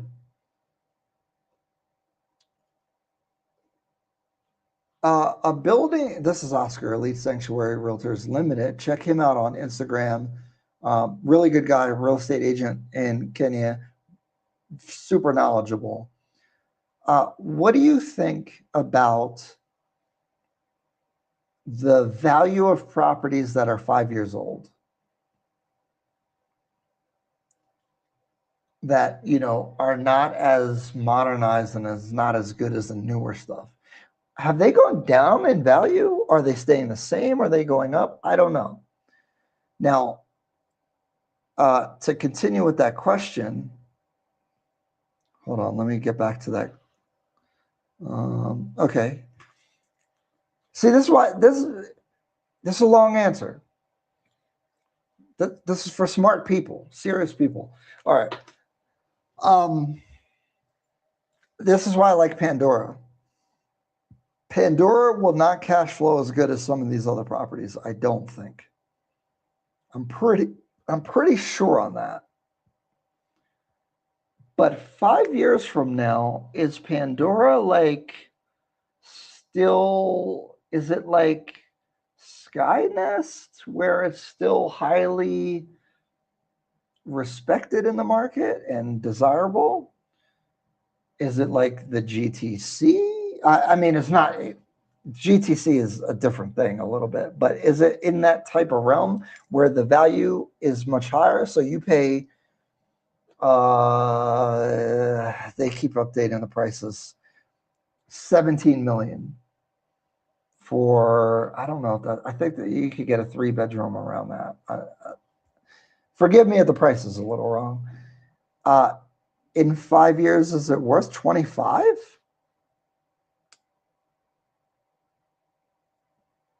And then if you buy like a lesser property, like so at Pandora would be a 3-bedroom, maybe 17 million.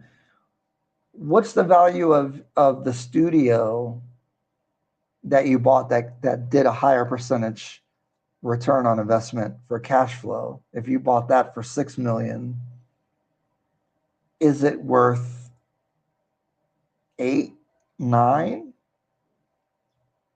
I suspect that the higher quality places that have good amenities and better quality and a better reputation, even though you pay more on the capital appreciation side, could be a better investment than the smaller unit that cash flows for a long period of time, because it could be very desirable to be in those spots, if that makes sense. Does that make sense? Wow, what a waste of tiles. It was 250,000 to 280,000 show how shameless behavior. People still bought. Yeah, I saw a property in Kilimani topped out and only 20% sold. Bad quality, red flag. Really? Which one is that? New business, Ryan, the grout guys. Yeah, but see, I don't think the market is ready for that. The value is what makes you deal with it. Yes. Isn't it like in Western countries where buyers can refuse delivery if there are defects, finishing issues, and request repairs? You have a 6-month warranty, and yeah, you could not sign the handover. And I do that. Okay, this is where the real estate service comes in, because say you're here for 2 or 3 weeks. They're going to waste your time. They're going to come and say, because my floor had scratches. I was like, dude, you got to fix the floor. Oh, okay.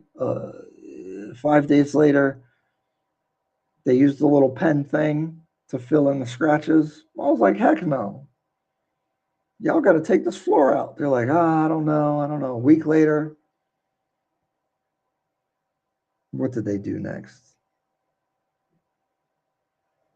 Dang, I kind of forget what happened. They did some other moderate attempt at fixing it. I was like, no.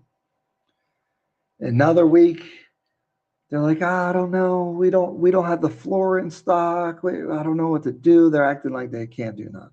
I'm like, dude, I'm not taking this. Like, I paid for a new place. I didn't pay for a damaged floor. Like, let me damage the floor. How do you damage the floor before I even buy the place?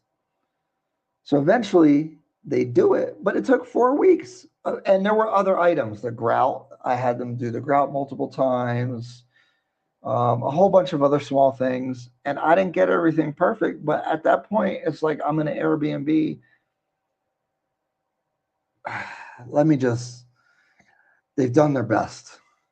And they frustrate you. And that's like the game, And the problem is, other people are taking possession in way worse conditions. So you look crazy. You're being bougie. You're being difficult. Why don't you just take the property? I had the same issue with the gym here. I don't want to get all into it, but they were trying to charge a fee for the gym, which was never disclosed. I said, I'm not paying. Back and forth, back and forth, back and forth. They were like, okay, you don't have to pay. But everyone else was paying because they didn't say nothing. To their credit, and this is why I really like being here, and things are moving in the right direction, is that the developer himself, I bumped into him and he said, you know, you're right. It wasn't disclosed. We did need that money to maintain the gym, but because you were right, we're going to get rid of the fee for everybody. So despite, things just don't work as fast here. And if you start yelling at people, nothing's going to get done. And I've always kept my patience, even though it's very hard. You could be stern and resistant, but you cannot be overtly rude or aggressive. So I thought that was progress. And what I'm saying, I'm applying that same concept to even like the government and things. I do feel like they're responding to certain things. And even the developers, they are trying to do better. At least some of them. Some of them get it. So it's not all doom and gloom.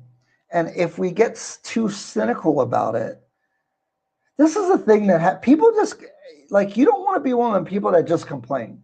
You have to give people credit when they do good things. If you don't give people credit when they do good things, why the heck are they going to do anything good? And that's the attitude that I have with this stuff. It's like, guys, please, just wipe the paint off when you spill it, please, please. But when you see efforts to improve, you have to be like, hey, they improved. And honestly, that attitude is missing in the whole world. Like, everyone's on one side or the other. It sucks or it's great. Also, please make a certification that properties can get the Ryan stamp of approval. The Grout Guy's gold standard. Well, there's no gold standard right now. I haven't seen anything other than hotels. We are working on the real estate service that we're going to have. Obviously, we're going to do due diligence on the properties beforehand. We're going to have a sort of a stamp of approval, or at least like a ranking or something so that you can know what you're getting into. It's a little bit definitively hard because anything can happen, and I'm a little scared to like go that heavy, but actually, like, we have a website set up, and that's actually programmed into the website. Different verification levels, and there's a stamp of approval type tag that we have for properties. I think it was only you. Oh, only you.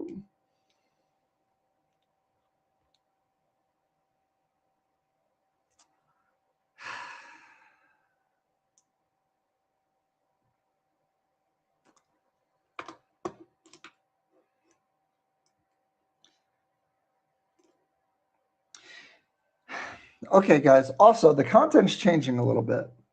So what I'm doing, these developers know who I am at this point, and some of them are scared of me a little bit.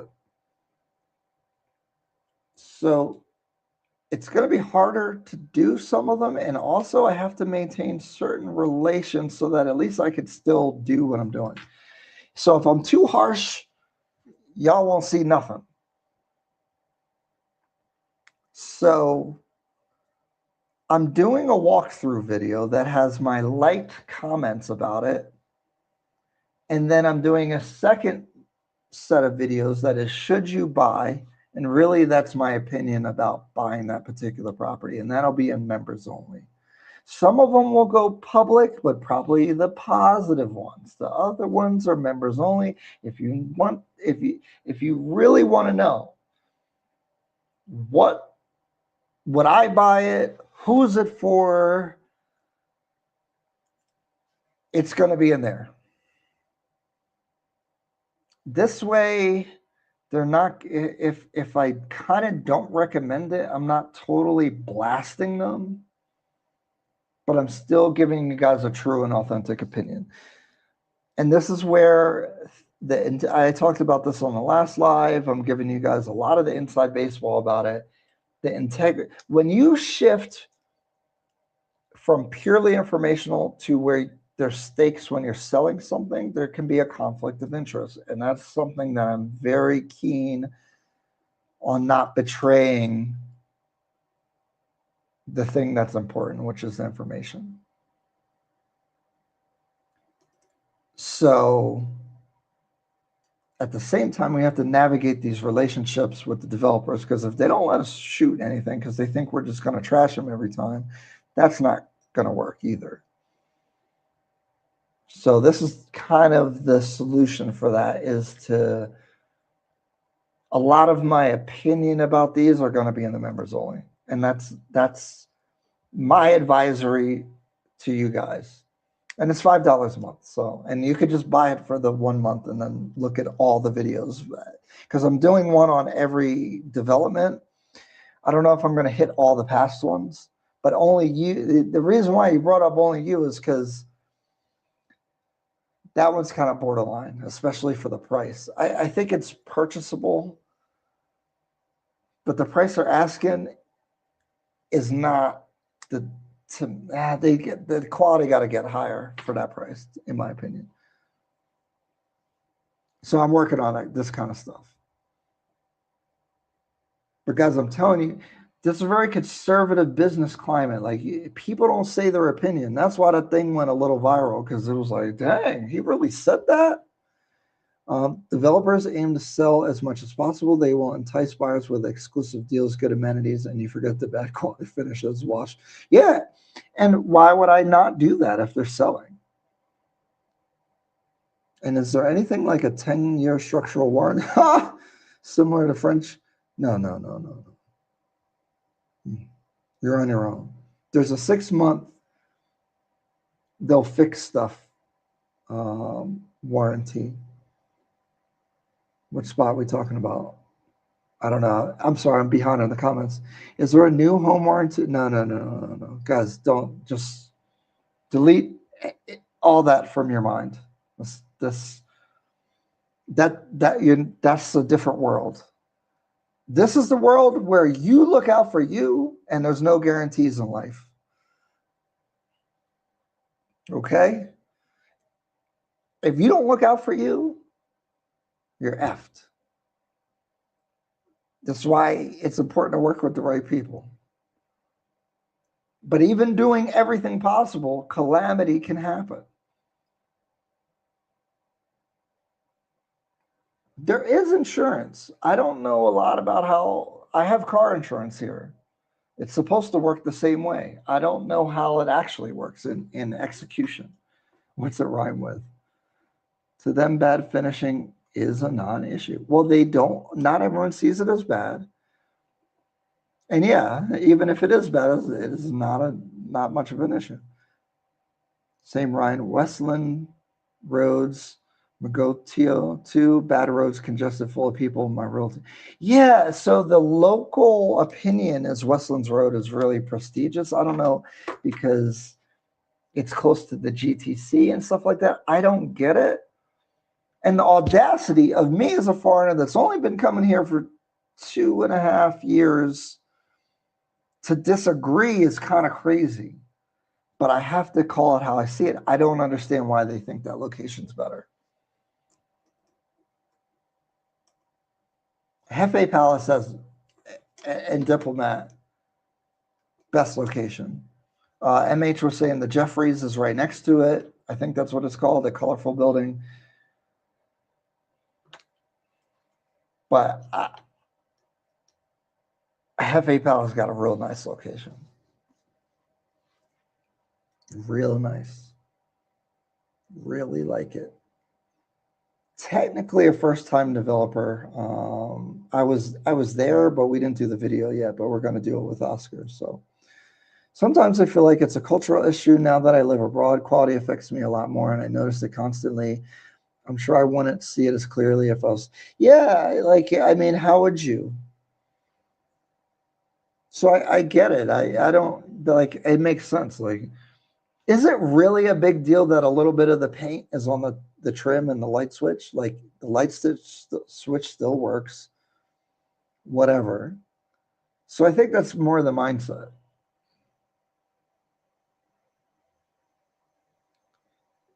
From a more Western point of view, what happens is it's like, dang, if they carelessly paint it like that, what else did they do carelessly? Caribbean blend cooking. Hi, Ryan Stephen here from PA. I'm interested in purchasing a rental property in Nairobi and would like your opinion on the best location and builder you recommend. Ryan-Fagan.com, and then go to contact and reach out to me in the contact, and I'm pretty good at getting back to people. My quick rundown. You said rental property, so projects in Westlands. My favorite right now, still the Diplomat, although I don't know what's up with their availability. Hefe Palace, I have to do more due diligence, but that location is so good, and if the developer is good, I'd probably give that one number 2, to be honest, for cash flow. If you have a little bit more money and want to play a longer term game, and maybe you want to stay there sometimes, Pandora. I would live at Pandora. I haven't been to Golden Mansion. I haven't. There's stuff on Riverside Drive. This is another thing where I disagree with the local professionals. I hate Riverside Drive. It has a really good prestige about it. My problem is it's one road with no way to get off of it, and the traffic there can be very atrocious. And I'm going to be pissed if I'm stuck in traffic for an hour on the same road and barely get anywhere to get to my apartment.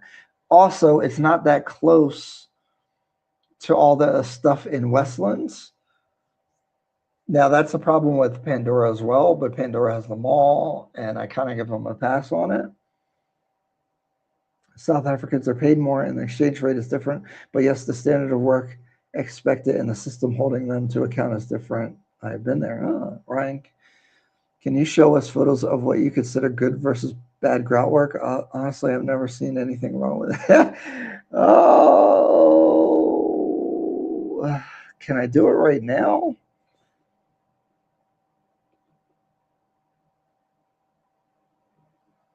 Hold on, let me keep going, and then I do want to answer that question, but I have to pull up stuff, and then now I'm not talking, and on top of that, there's no Yelp or equivalent to Vet Passworks, so quality is a gamble. That's why I've always recommended you buy the developer, you don't buy the project. You have to look at their past stuff. My man taking his time with these comments. Oh, sorry, I'm taking long. Oh my gosh. Studios in one bedrooms don't have a good capita appreciation. Exactly, yeah. I would say 2 and 3 bedrooms is a sweet spot in Nairobi right now. Everyone wants a spare room. Yeah, the 2 bedrooms are interesting for that. And that's true. Even in the US market, like small 1-bedroom condos and stuff like that don't change value as rapidly as some other stuff. I hope I make a good call with Emerald Springs and Westlands. Should be done by September. They're one of the best in quality. Location's pretty good. Not my favorite right there. I have a lot of respect for that developer, and Amethyst is interesting, but their pricing is kind of high to me, which is their next project. Ryan, I think you have a huge market for people who care about details. You will have a lot of foreign clients requesting your services when it comes to finishes. Trust me, Nairobi is another level. Yeah, we're working on it. I appreciate all. I really do appreciate your comments and trying to push me into the business side a little bit more. I'm just being really cautious about it. He's wanting and dining the chat on that. Do you mind please sharing the prices you paid for your 2 units and what are those going for these days? The one in Lavington, which I'd say is a mid to mid lower grade type quality place, same developer as Only You. I paid 6. I've seen people try to sell the one bed. It's a 1 bedroom. Try to sell it for 7. It rents for 65,000 Kenyan shillings, about $500. Service charge is 5,000. So you make 60,000 shillings a month, a little under $500. This place they were asking 12 million. This is a 2 bedroom in Kilimani. I got it for 10.5 because I paid the whole amount right away. So I got a big discount. I gave them all the money at once. Also, it was only 6 months or a year away from completion. If you get into projects sooner, you'll save money, which makes your ROI higher. So if you're at the groundbreaking and book a unit, you're going to do better. Do Anthony Fontana and wear the same shirt for all the Battery Day? That's funny. Riverside Square marquees are good quality. I don't know those ones. The price, yep. Saruni is nice too, but I wasn't able to see their amenities. Oh. 26 million for 3-bed in Pandora. Is it really worth it? If you believe in the future of the project and that it's going to be a long-term, like well-respected place, yes. It is a lot of money. I don't think you buy Pandora because you're an investor. If you are, you like nice things and you're going for a high-end, like you're not, like there's something about you that you buy that versus something else. The price at Only You for that coin, yeah. The space is really big, but the quality. What's up, Roy? Yeah, what's going on, man? How are you? American Ninja? Legit, just make a whole video about the groundwork. I know, but what am I going to say? It's discolored. It's uneven. I feel like they're mixing it too dry. And they don't wipe it. Hopefully, devs will share. I'm hoping I make a good call with Emerald Springs and Westland should be opening in September. Do you think that location is a good cash flow? I think Emerald Springs is a good project. I don't think you'll have an issue with that one. Did you get the 1 bedroom? The complaint was that the 1 bedrooms are small. I don't think that's a problem when you're doing business travelers and tourists and such. I think they've done a great job, to be honest. I don't even have much bad things to say. The location could be slightly better, but it's not bad at all. Emerald Springs was nice, was let down by Amethyst pricing. I was so freaking excited about Amethyst because Emerald Springs did so well. Like the render to reality on that is the best. Like even how they showed the space, it was so realistic. I actually put them next to each other and was like, yo, this is really good. So this is what I mean, like buy the developer. Like if you buy Amethyst, yes, you're paying more money, but you're getting quality. You're going to get what you see. And guys, that's the thing. Like we're dealing with like a lot of money. So taking a risk, I mean, it's a lot of, at least to me, it's a lot of money in these type of prices.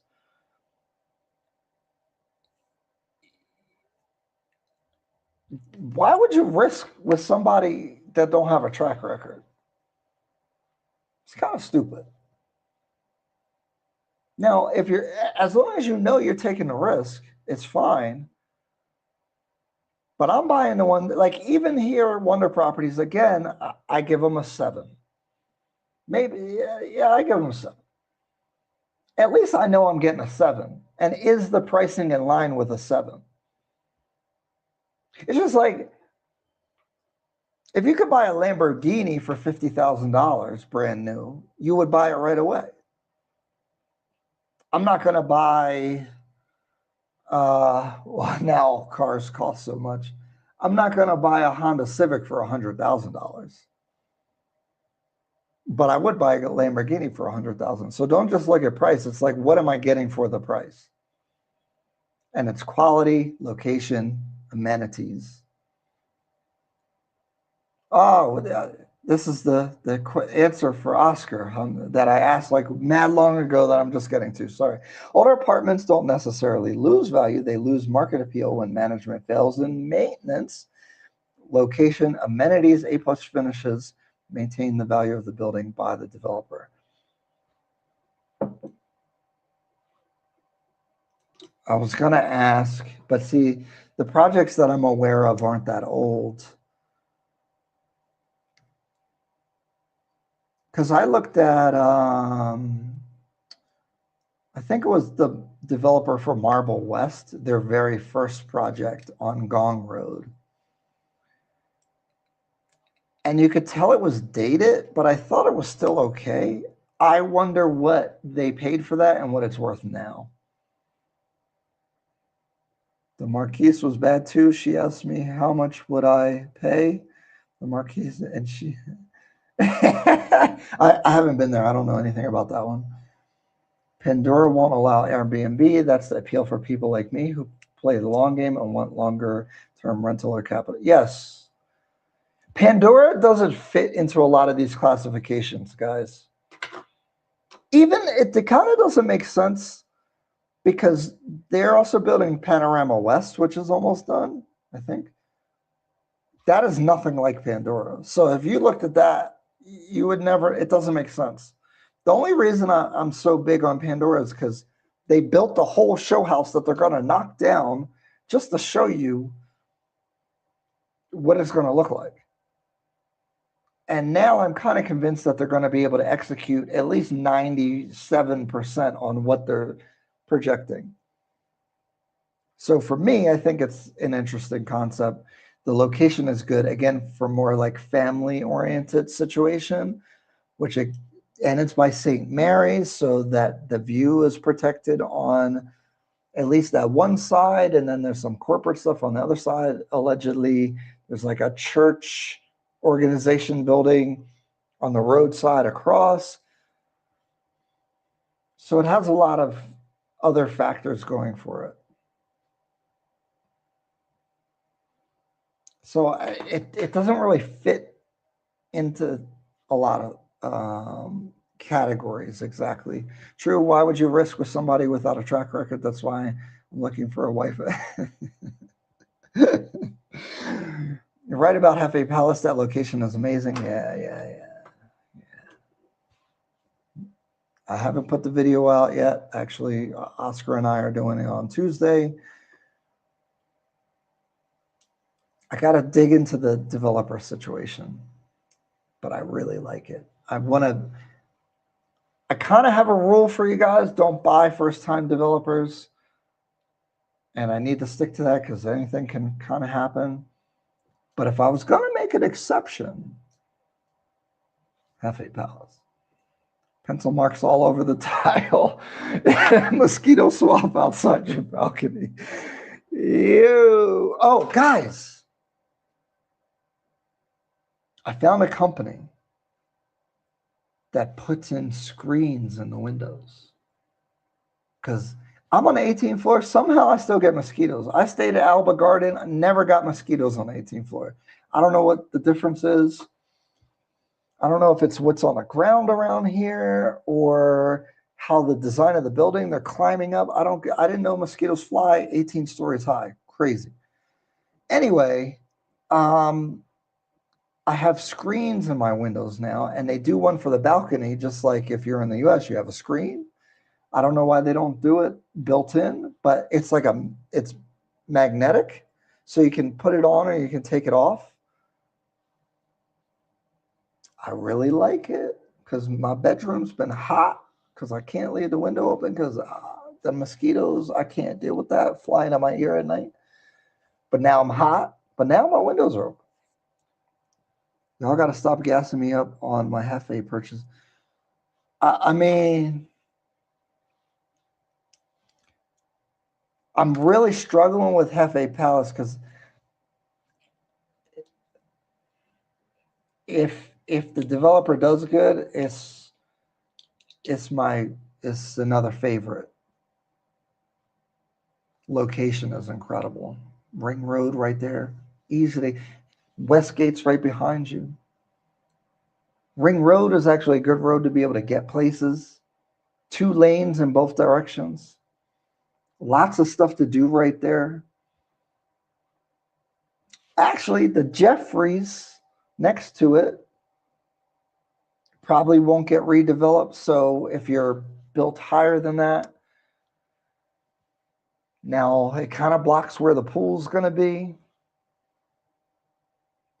But I really like it. As long as you don't have no developer issues or quality issues, which can happen, I think it's a really good purchase.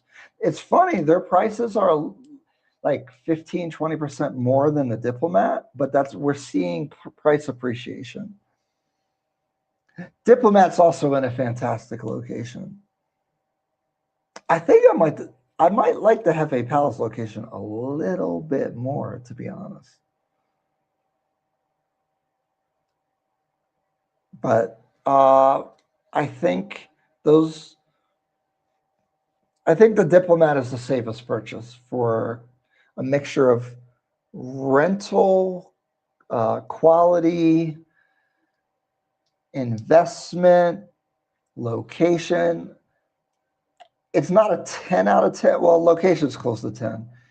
Quality is probably a 7 again.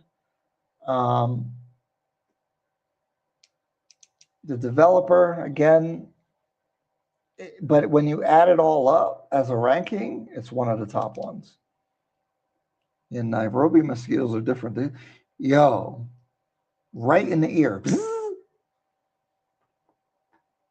I can't. If a mosquito flies in my ear one time, I can't sleep for the rest of the night. And I gotta find them and kill them. Gotta get them. And hopefully they didn't bite you yet, because then if you hit them, blood goes everywhere. Now you got to clean up. Oh, the battles I've fought with mosquitoes. And when I moved in here, I didn't think they could come on the 18th floor. They're coming on the 18th floor. Heavy. 5 of them.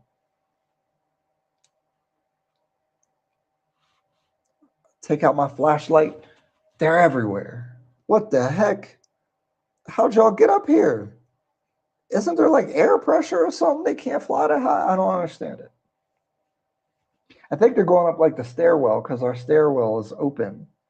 So they don't have to like fly. They can land, keep going. I don't know. Yeah, but I stayed at a place called Alba Garden, which I highly recommend as an Airbnb. I like the location. Pretty good quality place. I know at the time when it was built, it was like really thought after, really nice pool. There's a couple rentals that are like on high floors. And I could leave everything open. I never get bit by mosquitoes. I don't know what's going on. There's a garden here in the courtyard, so maybe they're coming from the garden. I don't know what's going on. Hefe Palace will have a show house hopefully by April. We will get to see the quality of finishes they bring. So as my professional opinion or recommendation to you guys, wait for the show house. If you wait for the show house, you're going to pay more. And you're going to get less access to better units. Hey, how are you, Ryan? I'm good. What's going on? Lucy Kamau, Sasa, Niaje, Ukoaje. Somebody clipped that. He got 5 of them everywhere coming on the, bro. I thought I could leave my window open. I left it open. The balcony was open. Everything was open. Mosquito genocide. Didn't sleep at all. Hey, Ryan, I rented out my apartment and it was very easy to rent out. The location is key. Do you mind sharing where it was and how many bedrooms? I also felt that renting my place in Lavington was very easy once I found the right people to actually like put it out there. Actually, once I signed the mandate with one of the agents, they got a person within 5 or 7 days. Gotta get my butt back to Kenya. Yeah, man. You know, it's funny. The first 2-3 weeks, I was kind of mid about being here, but I had to get my routine. I'm slow. Like, again, I don't like traveling. It takes me a while to get my bearings back together, but now I'm having a great time. And I haven't actually, I went out with some members, some international members, not even US people. We went out, we had some fun. You know, I've been meeting with people. It's been nice. Oh, hold on. Whoa. Mad comments just happened. How's it going, Ryan? Been to Emerald this time around? I haven't been back. I saw the show house. I don't know what else I would be looking at. Maybe the amenities. But if you missed it, we were talking about it earlier. That developer is top tier, I'd say. And you know, I try not to say that. I try to measure my comments, but top tier. I'm seriously looking at Haas Consult's place in Hurlingham. Haas Consult ghosts me and won't talk to me. So I'm slightly biased against them. I also think they charge a premium, a ridiculous premium. I don't think it's worth it. For like, if you look at the pricing for 1870, it's sold out because they have a reputation, but you're buying the reputation, which is okay, but I don't know their project. I really don't even look at their stuff. I just know where some of their projects are, although Hurlingham, I don't know. I know they did Inaki. I know they're doing some stuff at the coast. They did 1870. They do some villas. They do quite a bit of things, but I just don't even, I don't mess with them because I've been in 1870. I had to like sneak in. Ring Road is one of the nicest roads in the city, especially in Westlands. Yeah. Now, crossing the street, you need to be travel savvy. These people that first get here to Kenya, y'all need some practice first. I would love to see some in-person meetup videos, though. Community of people striving for success. Yeah, you know, I don't put people in content like that. I don't even ask. Maybe they want to. I don't know. It's probably something I could do. Oh, this is Sid. Wait, this is Sid? It's located in the Westlands, closer to JW. 2 bedrooms. Oh. What's up, Sid, man? It's been a while. How are you? Shangri-La. Okay, so Sid, don't take offense. Shangri-La is located, it's on Westlands Road, right? Yeah, Westlands Road. It's in a good location. It's in that location where MH was talking about. I prefer a little bit up the road away from the highway, but again, the local market prefers this particular location. The quality there, some of the worst, but like Sid is saying, he rented it right away, making money. And their purchase price was at least lower than most of the other markets. So at least you're getting a little bit more of what you're paying for. Like if you want to buy something cheaper, my criticism sometimes is that some of these projects are priced to a quality level that they don't achieve in the market. Shangri-La, I didn't know the pricing when I first went there. So when you told me the pricing and what you got it for, I was like, okay. And then what you can rent it for, you're still going to get Westland's 2-bedroom rental median. So really the return on investment, if you do a calculation, is probably higher than some of these other ones that cost more. That's the other nuanced point, right? So if you buy a higher quality place, you're probably still not renting it for significantly more. So if you do a return on investment calculation, the cheaper place right now is going to get you a better return. Even though the quality and the amenities and all that stuff is going to drive me crazy. Husconsult is not the developer, y'all. They work with multiple. Make sure you do your research on that specific. Oh, I paid $9 million for 2 bedrooms in Westlands. 2 bedrooms in Westlands is $15 million right now. Generally, they're like probably average price. Of course, the size, all that stuff matters. It's probably $15 million. So that's a 6M difference. So I'm glad you brought that up, because I do want to counterbalance this argument. Because Sid's making money off of a project that I hate. And I even said when Sid sent me to look at it, I said, I would not buy this. And now he's up 6 M's on value, and he's cash flowing. That's why I say I have a perspective and opinion, but you guys should do what your strategy is. Does that make sense?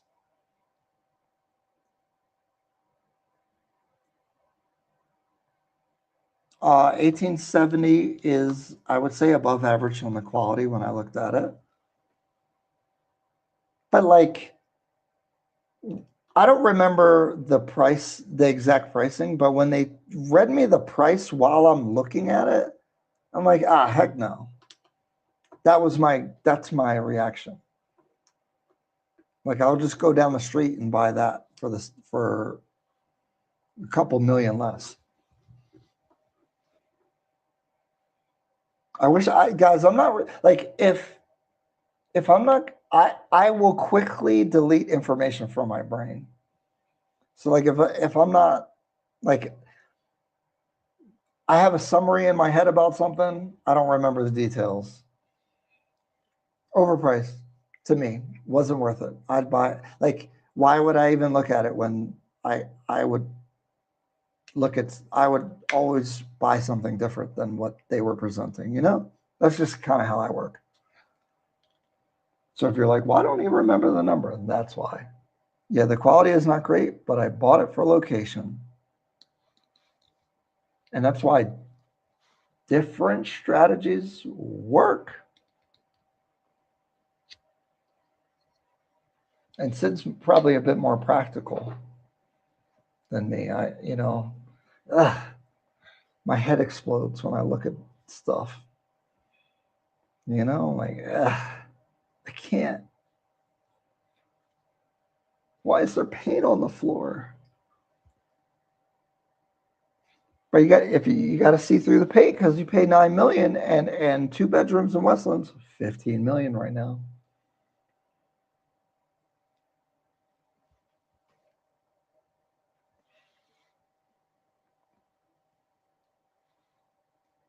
I think part of it is that I didn't come to Kenya to, like, some of the appeal to me is that I can get like the A tier stuff for D tier prices from the US.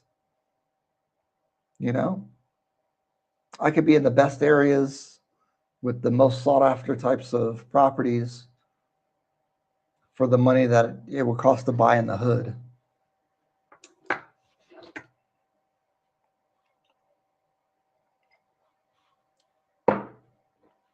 Oh,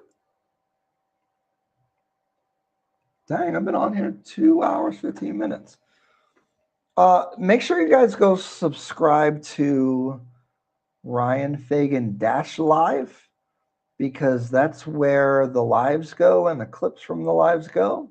If you're interested, obviously, if you're a live watcher, it kind of doesn't matter, because why would you want to watch clips after you just watch this whole thing?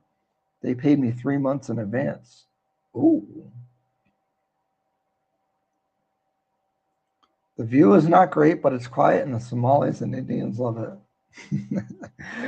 My friend got a 2-bedroom at Hefe High Floor for $13.5. That's the early access price. That's really good. I like Hefe. I'm in 8.5, reselling for 13.5 for on the coast. Yo, I mean, honestly, you could make a whole business out of just booking off plans as soon as they're announced and then reselling them. You don't even have to take possession, because they give you a big discount in the beginning. In the East Coast, and it's brutal. Yep. I have noticed 1-bedrooms and apartments are getting smaller. Do you think this change, or we will continue to see much more smaller units? Well, use New York City as a crystal ball to what's happening in Nairobi. They will get smaller, and they will get smaller, and they will get smaller, and they will get more expensive. You'll look at 10 years from now, you'll look at the stuff that we're talking about now and be like, dang, that's amazing. The prices, dang, they're so big. Unless something dramatic happens.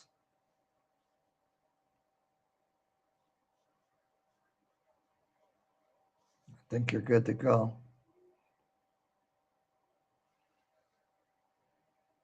Smart Phil.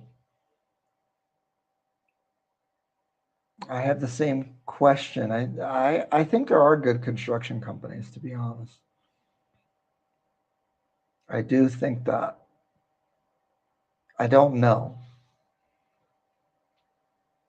I don't think you need a caulk expert, but you would need, maybe a tile expert or a concrete finisher expert, and I don't think people would just do trim.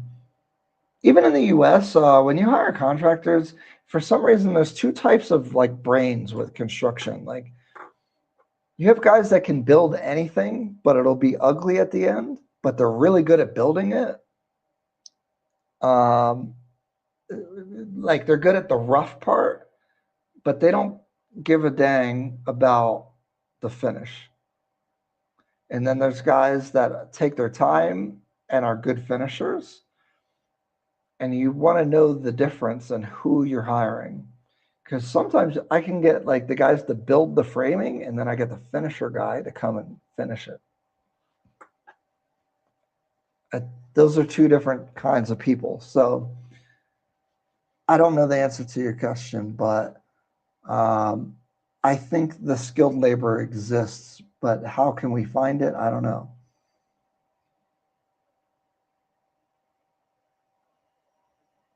Also, I've been having some conversations.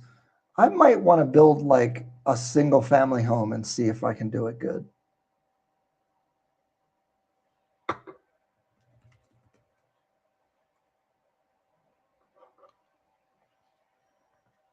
And if I can do one, then I'll expand it. I may do that. That's a damn good price for Westland, $6 million. I think he said 9. Did he say 9? I think Sid said 9. Yeah, 9 for 2 beds. That's crazy.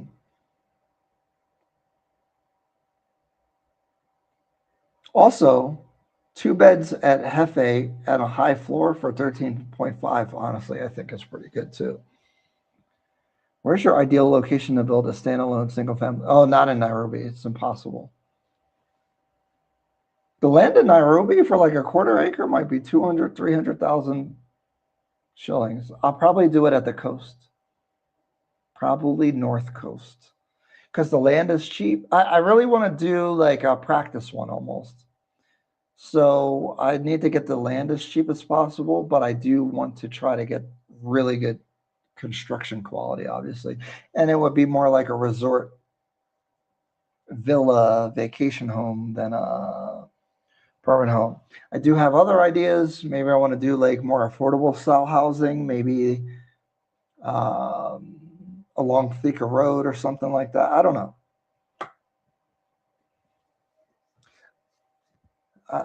We're doing, that's a whole nother path. And right now we're working on the real estate sales. We get the real estate sales business going properly. We'll look at doing small developments. When I say small developments, I mean one thing. And then if we can build one thing effectively, which there's so many things I don't know. I don't have the connects. People could recommend people, but until I do it, who knows? If we can build one, good. Let's build upon it, do something else. Maybe we build a couple. Maybe we get an acre, divide it into fourths, and build 3 properties. And then obviously some of it is common area. And then go from there. Everyone brings up this idea of like having people invest and do it. I don't like having other people's money. If I was more ambitious, I'd probably do that.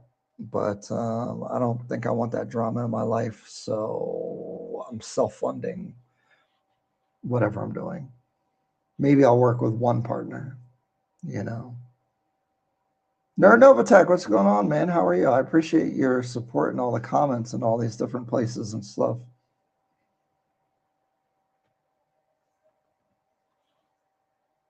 But it was a pretty good conversation, guys. I'm glad to see Sid's back. We were missing Sid.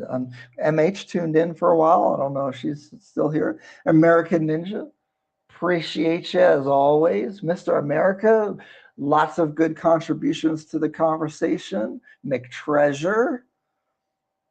Smart Phil. I haven't seen Smart Phil's a little bit newer, but also adding to the convo. I Travel Princess. Been here for the whole time, I think. Shout out to you. JB Travels. He's at the coast. I'd like to, I'm supposed to do a coast tour. I'm going to do it at some point. Freedom, of course. Drink more water. Shout out to you as a member. American Ninja. Who else did we have in here? Oh, shout out to the $20 super chat. It means a lot. I got a little emotional. I kept it in. But I derailed the whole thing to talk a little deeply. And I really appreciate that. Thank you for the $20 super chat. And I really greatly do appreciate that. It's such a nice gesture, It really is. And it makes me feel appreciated. And all of you guys in the membership, same way. I want to make sure I'm giving the value. I know it's been a little light in there. It's about to pick up a lot. I know last time I was here, you guys saw I put like 10, 12. At one point, there was like 15 videos only in members. The similar type of thing is going to happen here. So thanks for bearing with me. MH, always a pleasure to have you in here. Paul Litt pops in and out. Appreciate you, Paul Litt. You gotta be. He is everywhere. He or she. Shouldn't assume. Who else did we have? The Real SC was in here, contributing real nicely. I appreciate you. Well, Nairobi Barbie, she probably went to sleep by now, but shout out to you. Sam was here. Sam is a real estate professional here in Nairobi. Mike tuned in for a minute. I appreciate you, Mike. Mike looks like he in shape. Pause. Yeah, I'm on my fitness thing, so that's why I'd be noticing stuff like that. Oscar was here. Elite Sanctuary Realtors Limited. We'll be having some content coming out on Tuesday. Rich's Method popped in. Appreciate you. Appreciate you. And for anybody else I didn't shout out, I appreciate you guys for participating in the live and always being so, it's funny, the internet people are like, y'all are nice to me, so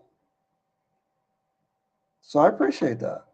Like most people get more negativity than I get, so I really appreciate that, because I put myself out here sometimes, and it makes it easier to be open when you're not on guard, when people are grinding you up and stuff, so I appreciate it. Have they improved really on grout? No. Some places better than others. I thought Pandora was good, mostly, but still had a couple of problems. You need to have connects with the politics in Kenya to build big. Yeah, I'm not trying to do no crazy big stuff. I was there for 2 years. I could not get nothing going without connects. I do have some connects, but it depends how big you're saying. Hi, Ryan. This is Khalil. What's going on? How are you? How's it been going? See, you see my eyes? I'm getting red. I didn't eat. I'm gonna have to get off soon. You should check out Brother Maxwell from States building villas in Zanzibar.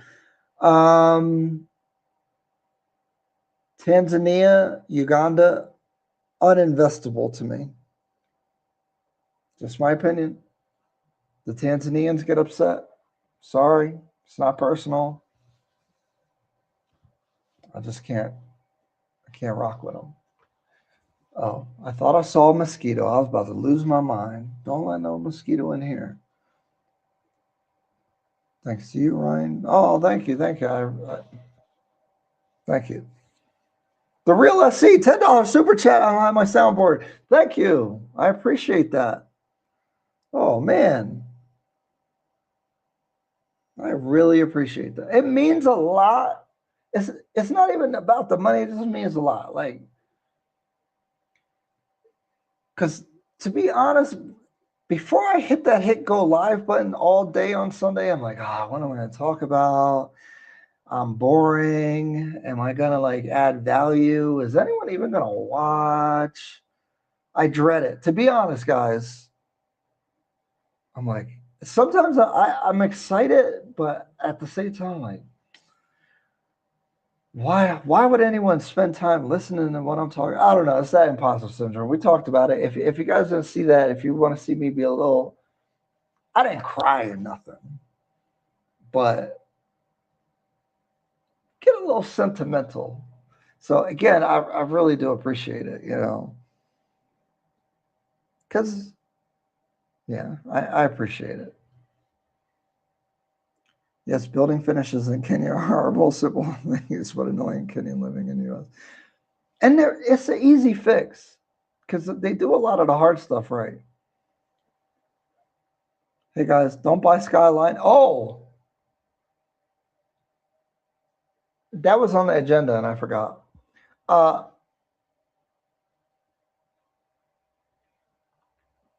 That is, man, I'm gonna have to stay on for a minute. I was at Diamond Bay, which I did a video of. They're releasing their show house. And then Misty Springs, which is the Emerald developer, just finished. And in between those two buildings is Skyline. And you could see that That developer may be a little dusty from their marketing. Well, guess what? Their development is stopped. I don't know if it's because they're sandwiched in between the two buildings.